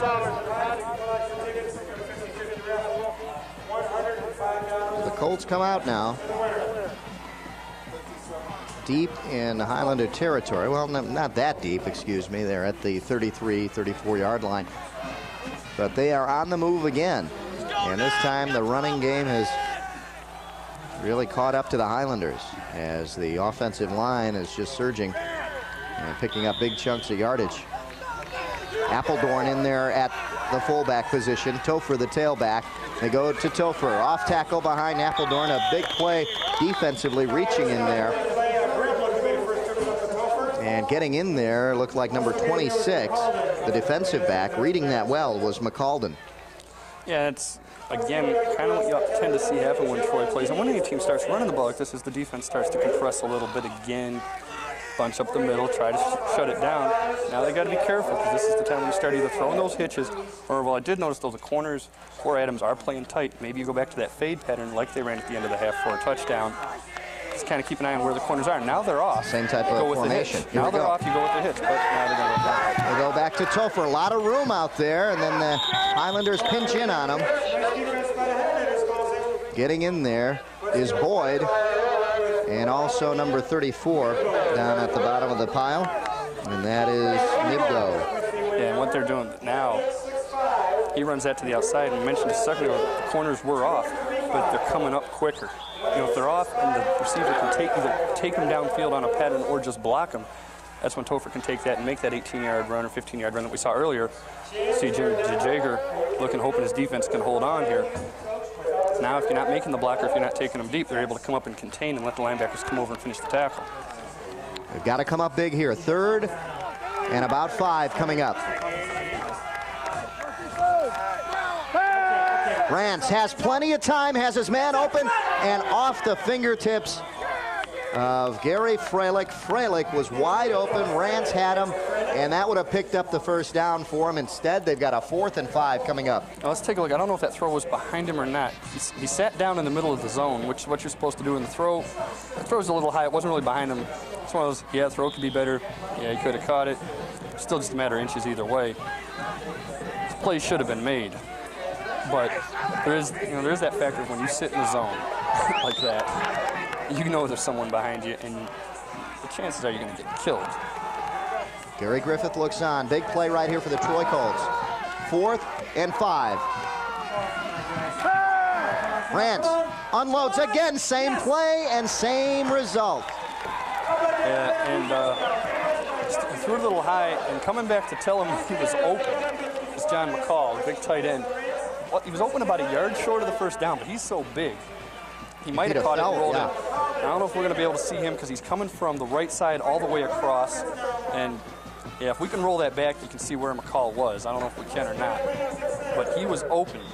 For a brief second, you had him led. If he catches it, turn it upfield, definitely get the first down. You never know with that kind of size. All you have to do is run over one defensive back. And McCall is 6'3", 245. Highlanders get it now as they come back. Charlie Sanders is stacked up, and the Troy Colts read that one. Yeah, now the last time Adams had the ball, as we mentioned, they didn't have enough field space for him to get a ton of yards. Fact was, that touchdown is the first time he's been able to get outside the defense and get into open field territory where he dealt with D-backs. If that touchdown run would have been a touchdown from the other 10. So it's kind of like the way the Lions use Barry Sanders. They're not using him effectively. The Highlanders aren't using him that way either, huh? Well, they might be. I don't know. They haven't Anderson on a counter. Nothing there. It's going to be 3rd down just that quickly. Yeah, you got to get the play set up. You know, it's like I say, he's been real patient with being a decoy. And a lot of high school, you have to do it. The defense is built to stop your star. You do have to use him as a decoy. Now that you're losing, though, you try to go back to him. The fact is, they showed they can break him open, and he can get past all those guys. If somehow that play can be set up, and right now you've got the wide side to the right, which is, now they're going the other way, is the play that worked for the touchdown. 3rd and 10, back to pass. Pressure put on by the Colts. He's got to get rid of it, and he's finally out of bounds, and Janeski just ran out of room there. Yeah, he was trying to find an open man. Nobody was open when he first looked. By the time people started to get open, he's trying to run for his life. As you'll see here, he starts to scramble. He's getting some pressure from the defensive line. At this point, there's some guys open. Well, a lot of good that does anybody. He's trying to save his own life there. And there he just stepped out of bounds, ran out of space. And that's, rolling out to the short side of the field. Nothing you can do about that. With a 4th and 18, the Highlanders are forced to punt. McCoy gets it off. Past the 50, taken by Adams. Colts set up the return, and it's a good one. Look at Adams, nobody there, and finally brought down. He had one man to beat, and Fisher was right there. If Fisher did not stop him, he was gone. Oh, yeah. And now he's down, too. And I don't know if that's a cramp or not. Let's take a look at the setup of the return. Just turns around the other way and has the blocking set up there.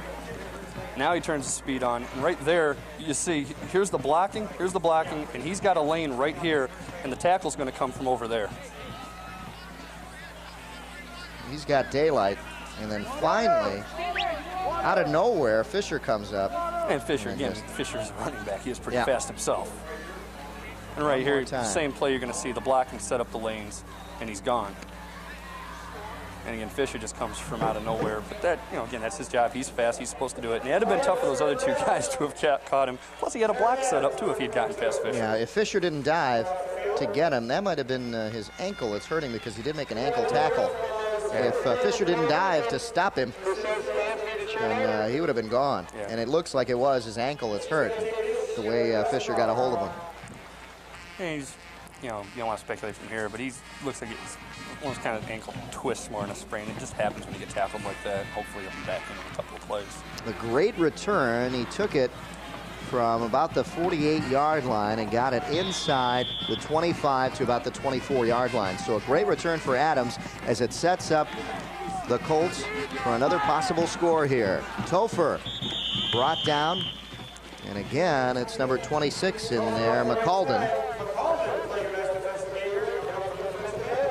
And now, you got to figure Troy's going to stick with that running game, although every time I've said that before in the last 2 weeks about Troy. They go to one of those bootleg passes.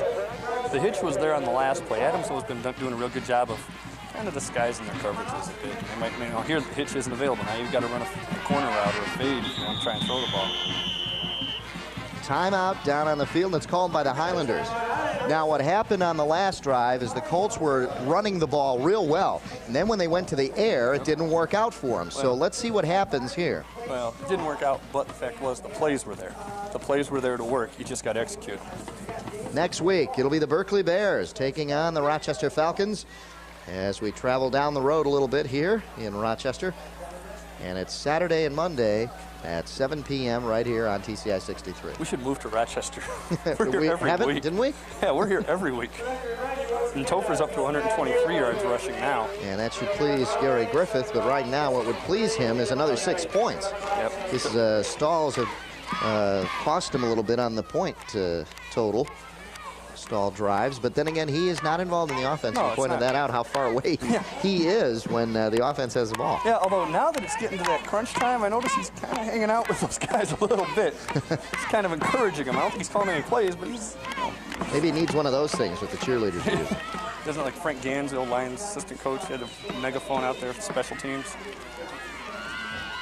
Well, I guess Griffith now, he's back off thinking about defense again, which is going to be important because unless they get a touchdown, field goal only makes it an 8-point lead, like we said before, and 8 points is 1 possession.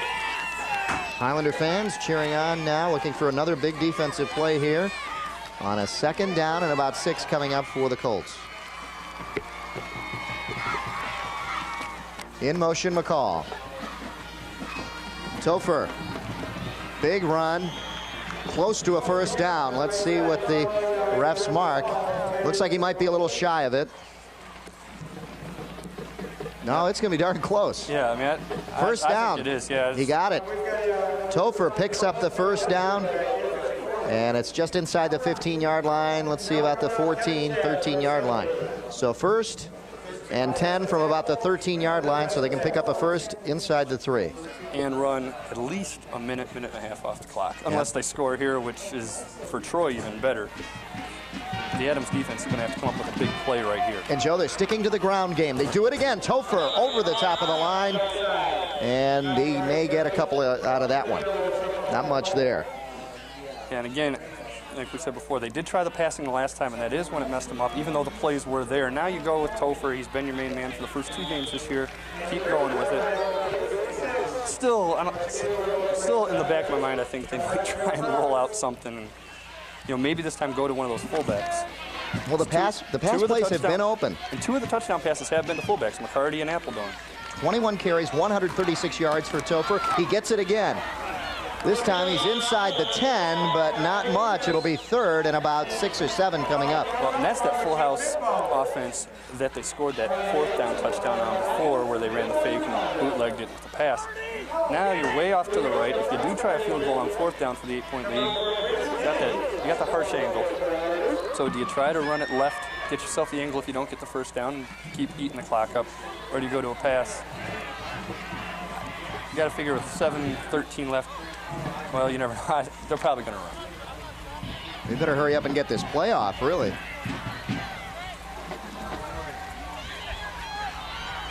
Coming up on 7 minutes left in the game. 19-14, Colts lead, 3rd and about 6. Brant's to roll out. A lot of room on that side. He's taking it himself, and he's going to be short of the 1st down. Yeah, and I don't think there was ever a pass involved in that. That looked like a pretty straight bootleg with Topher leading the way. Now you got the field goal with the other harsh angle to the opposite side. Let's take a look. Again, Alden making the tackle. It's something we mentioned earlier with actually both teams, but Troy more so, not really running too much of a fake on those plays as far as handing off. That's pretty straight bootleg, taking it around. And those fakes, they look like they don't mean anything, but they do make the defense bite a little bit. But I think they were just counting on their blocking. Here's the field goal attempt. It's blocked, and it goes out of bounds at the 5, and the Highlanders will get it. And a big defensive play by the Highlanders. Andy Grimm coming up with it. It is Andy Grimm. Oh, okay. Andy Grimm is 57 on our roster, 56 on the field. And #1 in the hearts of Highlander fans right now. I'm just real impressed that you knew who it was, because I was a little dumbfounded. So let's take a look. Let's see, he gets right in, untouched, completely untouched. And Grimm getting in there for That's the big block. And let's remember, they blocked an extra point earlier with Troy's. So maybe they saw something on film with Troy's kicking game. The pass play, intercepted, Adams. And he stepped out of bounds at about the 10-yard line, 12-yard line. Let's see. Yeah, looking for Chris Watson, I believe. Let's see this one again. Adams hurts his ankle again, yeah, but I'll tell you. Oh, he's cramped. Oh, look at him, he's cramped. He was pulling his toe up. Yeah. Well, here, This time it's he a cramp. drops back, he's looking down the middle. And I'm not sure if he was ever open or not. Yeah, You know, he had a man down there, he had but Watson down there. a lot of white shirts down there too. Takes a pretty good throw on the run. You know, he was still rolling out. Even though you are running to your strong side, you're still going to be thrown off your back foot just by the nature of the roll.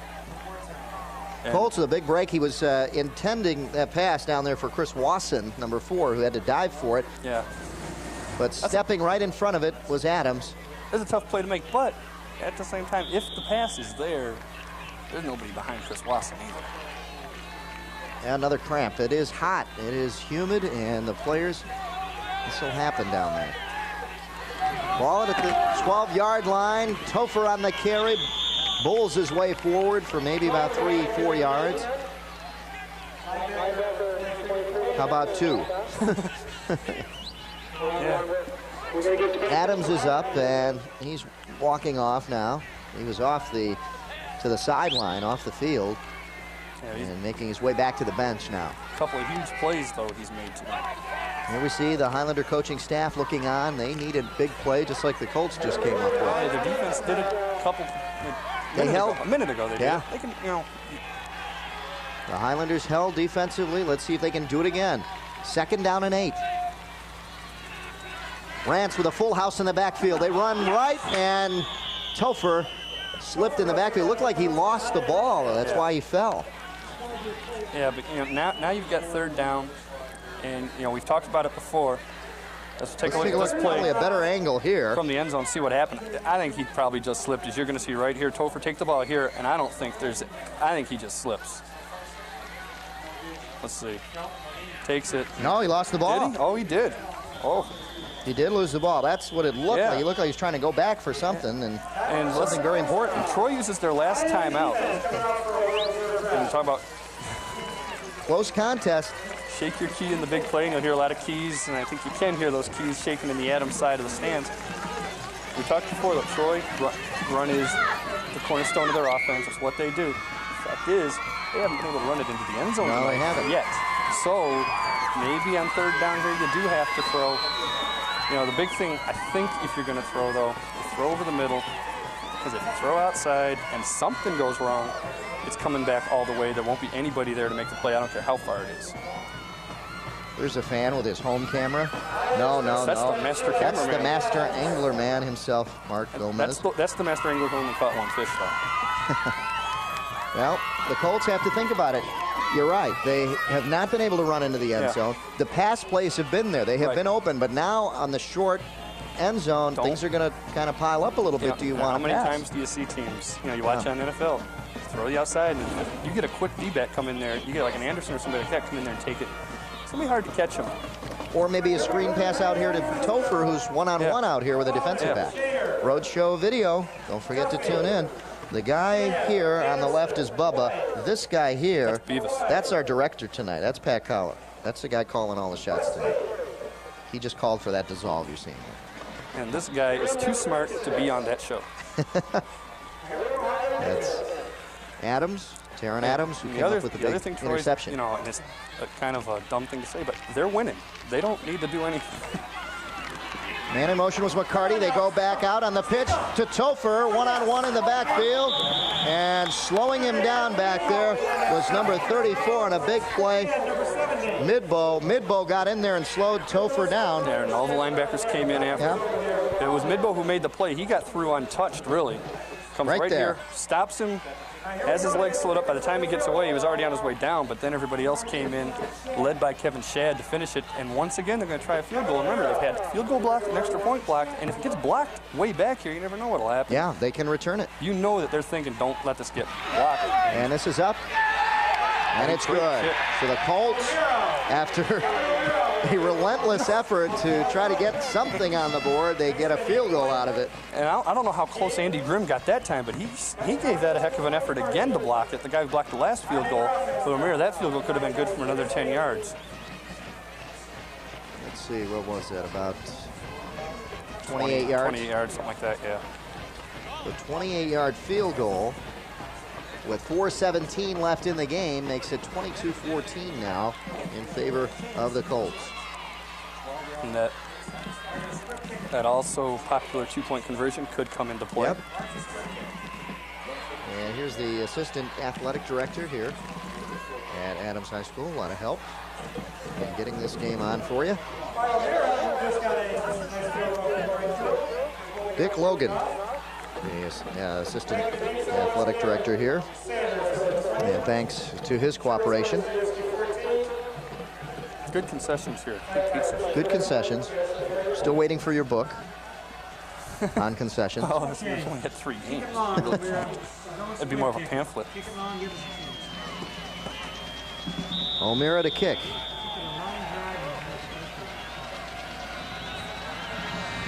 O'Meara low line drive again. Tough to handle. Fisher along the sideline now, and he's out of bounds and down outside the 35-yard line to about the 36, 37. 4 minutes left. Plenty of time, I can say. Not in the position where you got to start throwing or you got to start hitting out of bounds. They can still run their offense. But Charlie Sanders, once we said it before, they haven't been able to break him. Detroit defense obviously is built to stop him. I don't care who you are. I mean, Minnesota Vikings last week against Barry Sanders, we're going to stop you. Let's stop you. You might have to go to somebody else, but if Charlie Sanders can break just one play, that's all you need, one play. If he can get to the outside, he's gone. Once he's in the open field, I don't think anyone's going to catch him.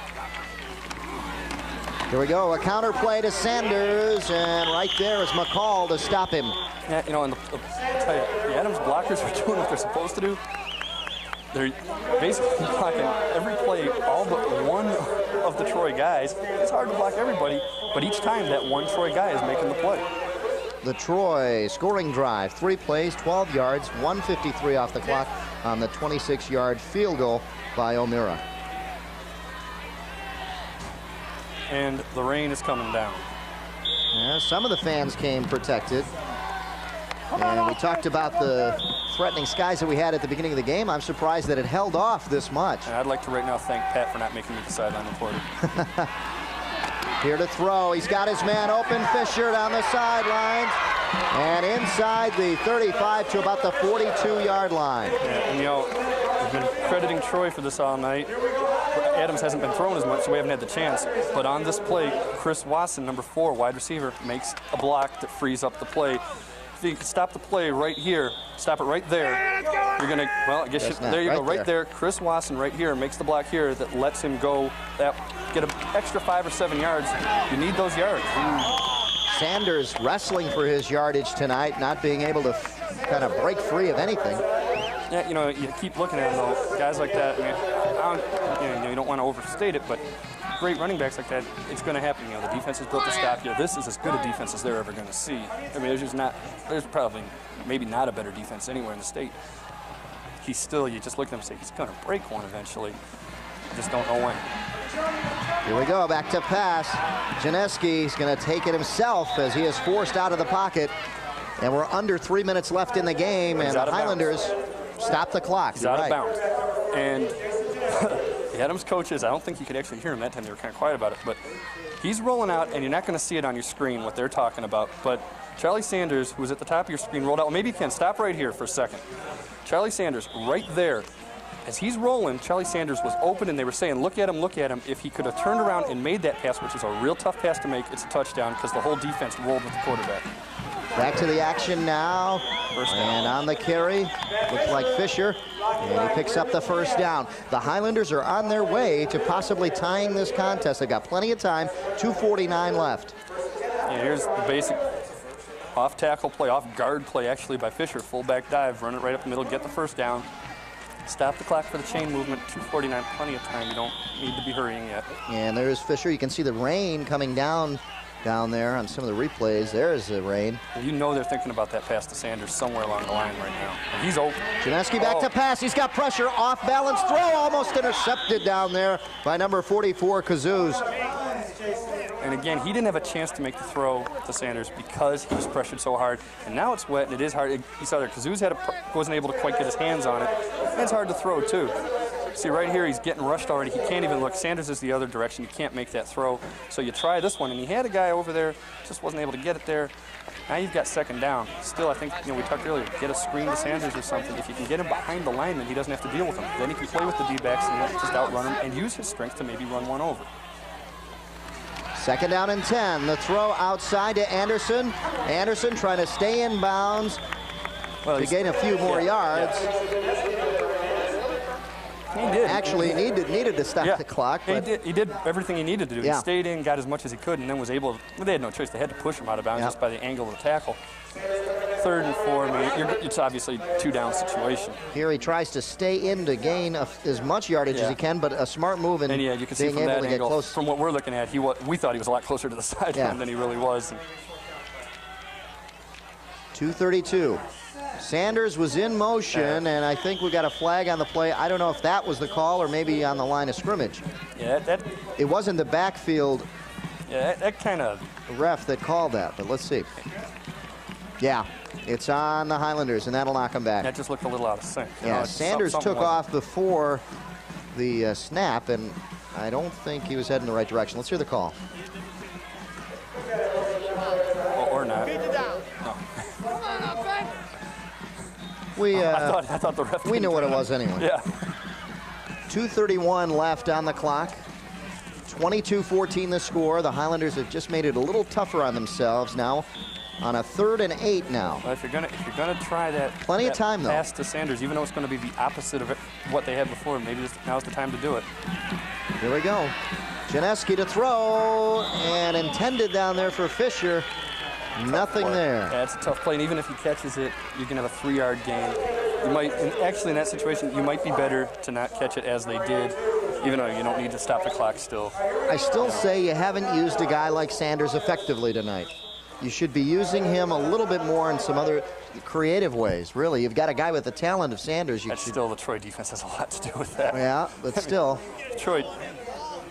But you're talking about getting him open. Get him open on the one-on-one situation. Well, they had it the one time, and I'm surprised they didn't go back to it. But again, when they did it, they were on the far left hash that time. They're on the far right hash. Maybe they're up. It is a wing tee. That's one of those old offenses that, only gets run in high school. Timeout down on the had field. To be called by Adams because it's 4th down, and this is, Troy used all theirs. Yeah, Troy used. Yeah. So not a good question on my part. Next week, the Berkeley Bears travel to Rochester. As we stay here in Rochester, Joe and I and the rest of the crew, moving. We have a room somewhere in Rochester and we're all just up here partying for the rest of the week, I guess, huh? Yeah. The Bears take on the Falcons Saturday and Monday at 7 p.m. right here on TCI 63. Bears have been so, people, they had so many seniors last year. Everybody thought the Bears, the Berkeley Bears. The Bears? The Bears. Everybody thought because of all these seniors they had last year that they graduated that it might be a down year. So far this year, that's not been the case. That was not the fault of your receiver, folks. That was a bag that we're putting over our cameras because it's raining out. So we got to protect our equipment because, hey, the elements, the rain, and hopefully no snow later on this year. But again, thank you, Pat Collar, for not having a sideline reporter this week because I don't have an umbrella. Well, you'd be cooling off down there now. Here we go. Big play. 4th and 8 for the Highlanders. Complete, first down. Complete to Wasson. So Janeski completes it to Wasson on a big must play for the Highlanders. And look at that, 2:22 left on the clock, plenty of time. The obvious thing about a great throw, great catch, all that, it's in the rain. Watch right here. He stops here. Slow down for a second here. He stops right here. Now, all night tonight, he's either rolled out, gotten a little panicky, gotten happy feet, and hurried the throw. This time, he just makes the play. And actually doesn't even get hit, but he stays in the pocket and makes the play. This time, Sanders stacked up but breaks free for some more yardage. It'll be 2nd down and maybe 5 coming up. Now you start to think, too, maybe think about how all the rain affects everybody. The rain might affect the defense. That's an aggressive defense. That's not a defense that waits for you to come to it. They come to you. If a guy like Charlie Sanders got moves, he's got strength, he's got no real weakness. He's got the complete package. Makes you miss, makes you cut going backwards. He's running forward. You might slip. He might be able to break one. Yep. And now breaking one is like his last touchdown. It's an 11-yard run. The last one was an 18-yard run, but you don't have to go 50. A 4-yard gain. Bad snap. Ball loose. Who's got it? That's the big play right now. Let's see what happens. Adams. One of the Troy players said he got it, but Adams picks it up. Big break for the Highlanders. They lose the 4 that they picked up, and it'll be 3rd and 10. I tell you, you don't want to, we're not rooting for either team or anything, but you don't want the game to end that way. No. You don't want it to be, you don't want it to be decided. Really, we really want it to be decided by the 2-point conversion because it'll be more exciting. But sure. But now let's see what else I can do. And Sanders comes out on this play, which we've seen a few times. Like give him a little rest. Here we go. 3rd and 10. Pass out and complete. And they stop the clock. It'll be 4th down and about 5 coming up. Gain of about 5. Under a minute Pass left. Out to Anderson. 56 seconds. And it's going to be 4th down. And you can get the first down without scoring. Yep. Just before the 5-yard line, looks like.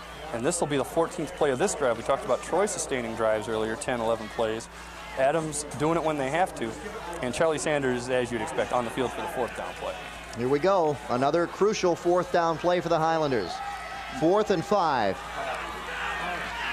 Janeski scrambling. Finally unloads, has his man, touchdown! Anderson in the end zone, touchdown! He threw, that's twice he's made a great play. He threw into triple coverage because he had to. I mean, you're going to get sacked. Great throw, great catch. And I hope we can see, slow down right there. Stop it right there. This guy right here, you can't tell who it is, Charlie Sanders blocking, which, again, doesn't show up in the stats, shows up when college recruiters look at the tape, though. Janeski to Anderson for 11 yards. And again, Charlie Sanders right there making the block. You talk about a big play. 4th down twice, and they made the big play. And Janeski took his time, and what patience for that quarterback. And both on 4th down. And this guy, Coach DeJager told us about before the game, hey, he's experienced, he's a winner. Last week was his first loss. He doesn't want to lose again. And right now, timeout, 50 seconds left. Obviously, everything comes down to this. Here we go, a 2-point conversion now to be attempted by the Highlanders to tie this game up. What a contest. The Colts were stopped numerous times by the Highlander defense deep in Highlander territory, and they were forced to go for a field goal. And that made it 22-14 at the time, and the Highlanders, when they had to, put a big drive together right now to get in the end zone. And that's where we stand, 22-20 with 50 seconds left in the game. And overtime would be kind of fun, wouldn't it? And overtime looks like... well, 50-50 chance. They either make it or they don't. Well, they've come up with the big play when they had to. Now, twice on a 4th down and 5, they came up big. Well, what do you think with all the sophisticated stuff and everything you do, what do you think about just giving it to Charlie Sanders and say, run to the corner? No. You don't think so? I don't think they're going to do that. Let's see what happens. Here we go. The game riding on this for the Highlanders. Anderson in motion. They go to the air. Janeski pressured and loses the ball.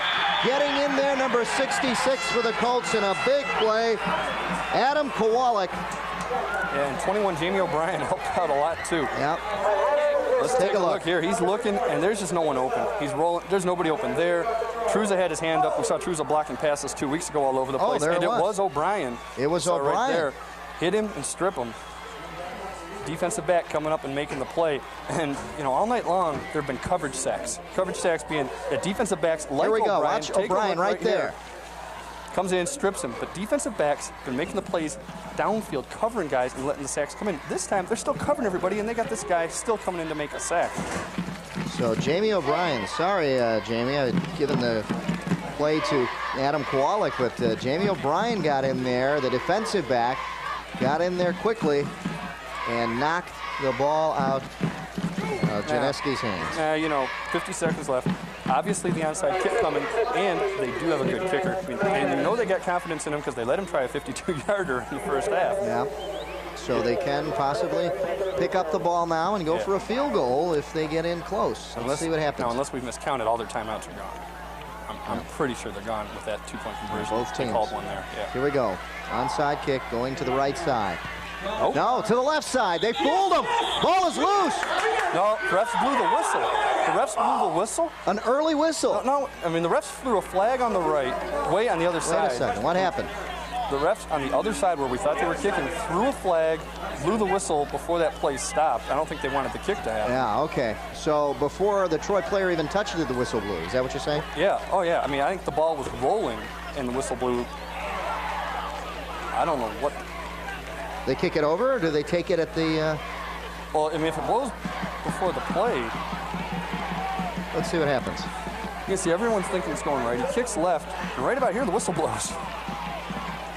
Before he touched it, then? Oh, yeah. And there's a flag on the ground. Oh, so they kick over now.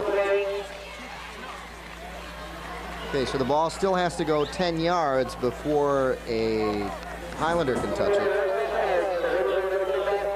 I don't know if that's inadvertent whistle. I think I heard someone say inadvertent whistle. I can't believe. Yeah, I can't. God, I can't imagine that. I said an early whistle. Wow, man. Because the play hadn't even stopped yet, and I didn't know that there was any kind of penalty. Is there a flag on the play? There was. Yeah, they threw a flag over on the But we never got an official call. Right, exactly. I know. That's what's so. We never got a call from the official. No, there was a flag thrown, but I don't understand anything that happened after that.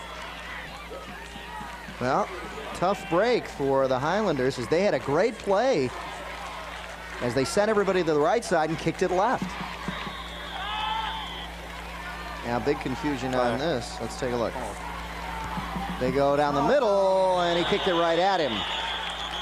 So the initial play really would have worked well for the Highlanders. That time they were out of sync, and it just didn't work out. So the Troy Colts come up big defensively as number 21, Jamie O'Brien, knocks the ball loose out of Janeski's hands, rolling out on the 2-point conversion attempt, and that was the big play. Yeah, let's take a look. It's kind of very anticlimactic considering what might have happened had that first onside kick gone.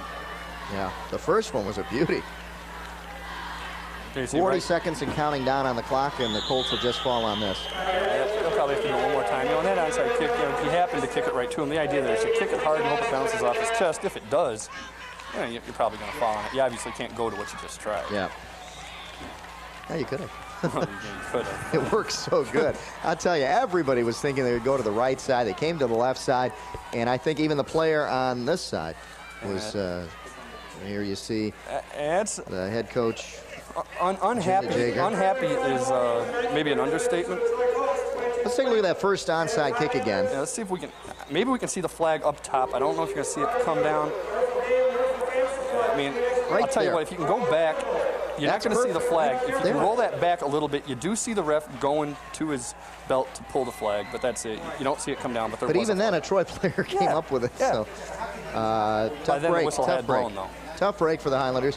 A big victory for the Colts as they squeaked by again. They did it last week, 7-0 over Seaholm, and this week 22-20 over the Highlanders as the two coaches shake hands. And an exciting contest here on the game of the week for you. As Gary Griffith walks off. And boy, he's still got to get this team ready every single week. Yeah, well, the defense, and let's be honest, we're kind of getting on their offense for Rochester Adams.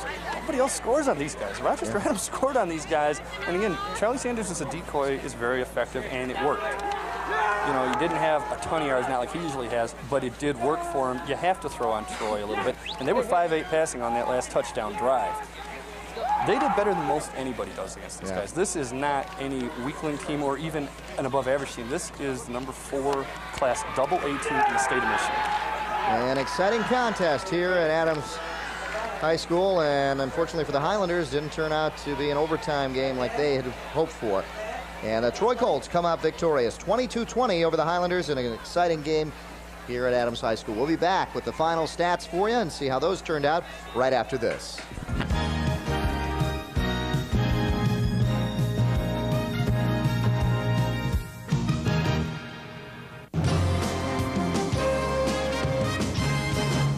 Take your best shot on the next edition of Roadshow Video. This month, Bubba and Pat take you to the Double Action Shooting Center in Madison Heights to see how sharp their shooting skills are. They'll talk to experienced shooters and see who can get closest to the bullseye. So for the best in pop music videos and what's happening in the area, watch Roadshow Video. Coming up next on Channel 63.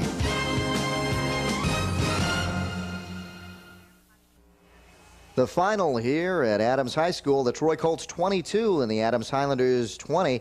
And let's kind of recap that second half for you, an exciting second half as we went into halftime 13-7.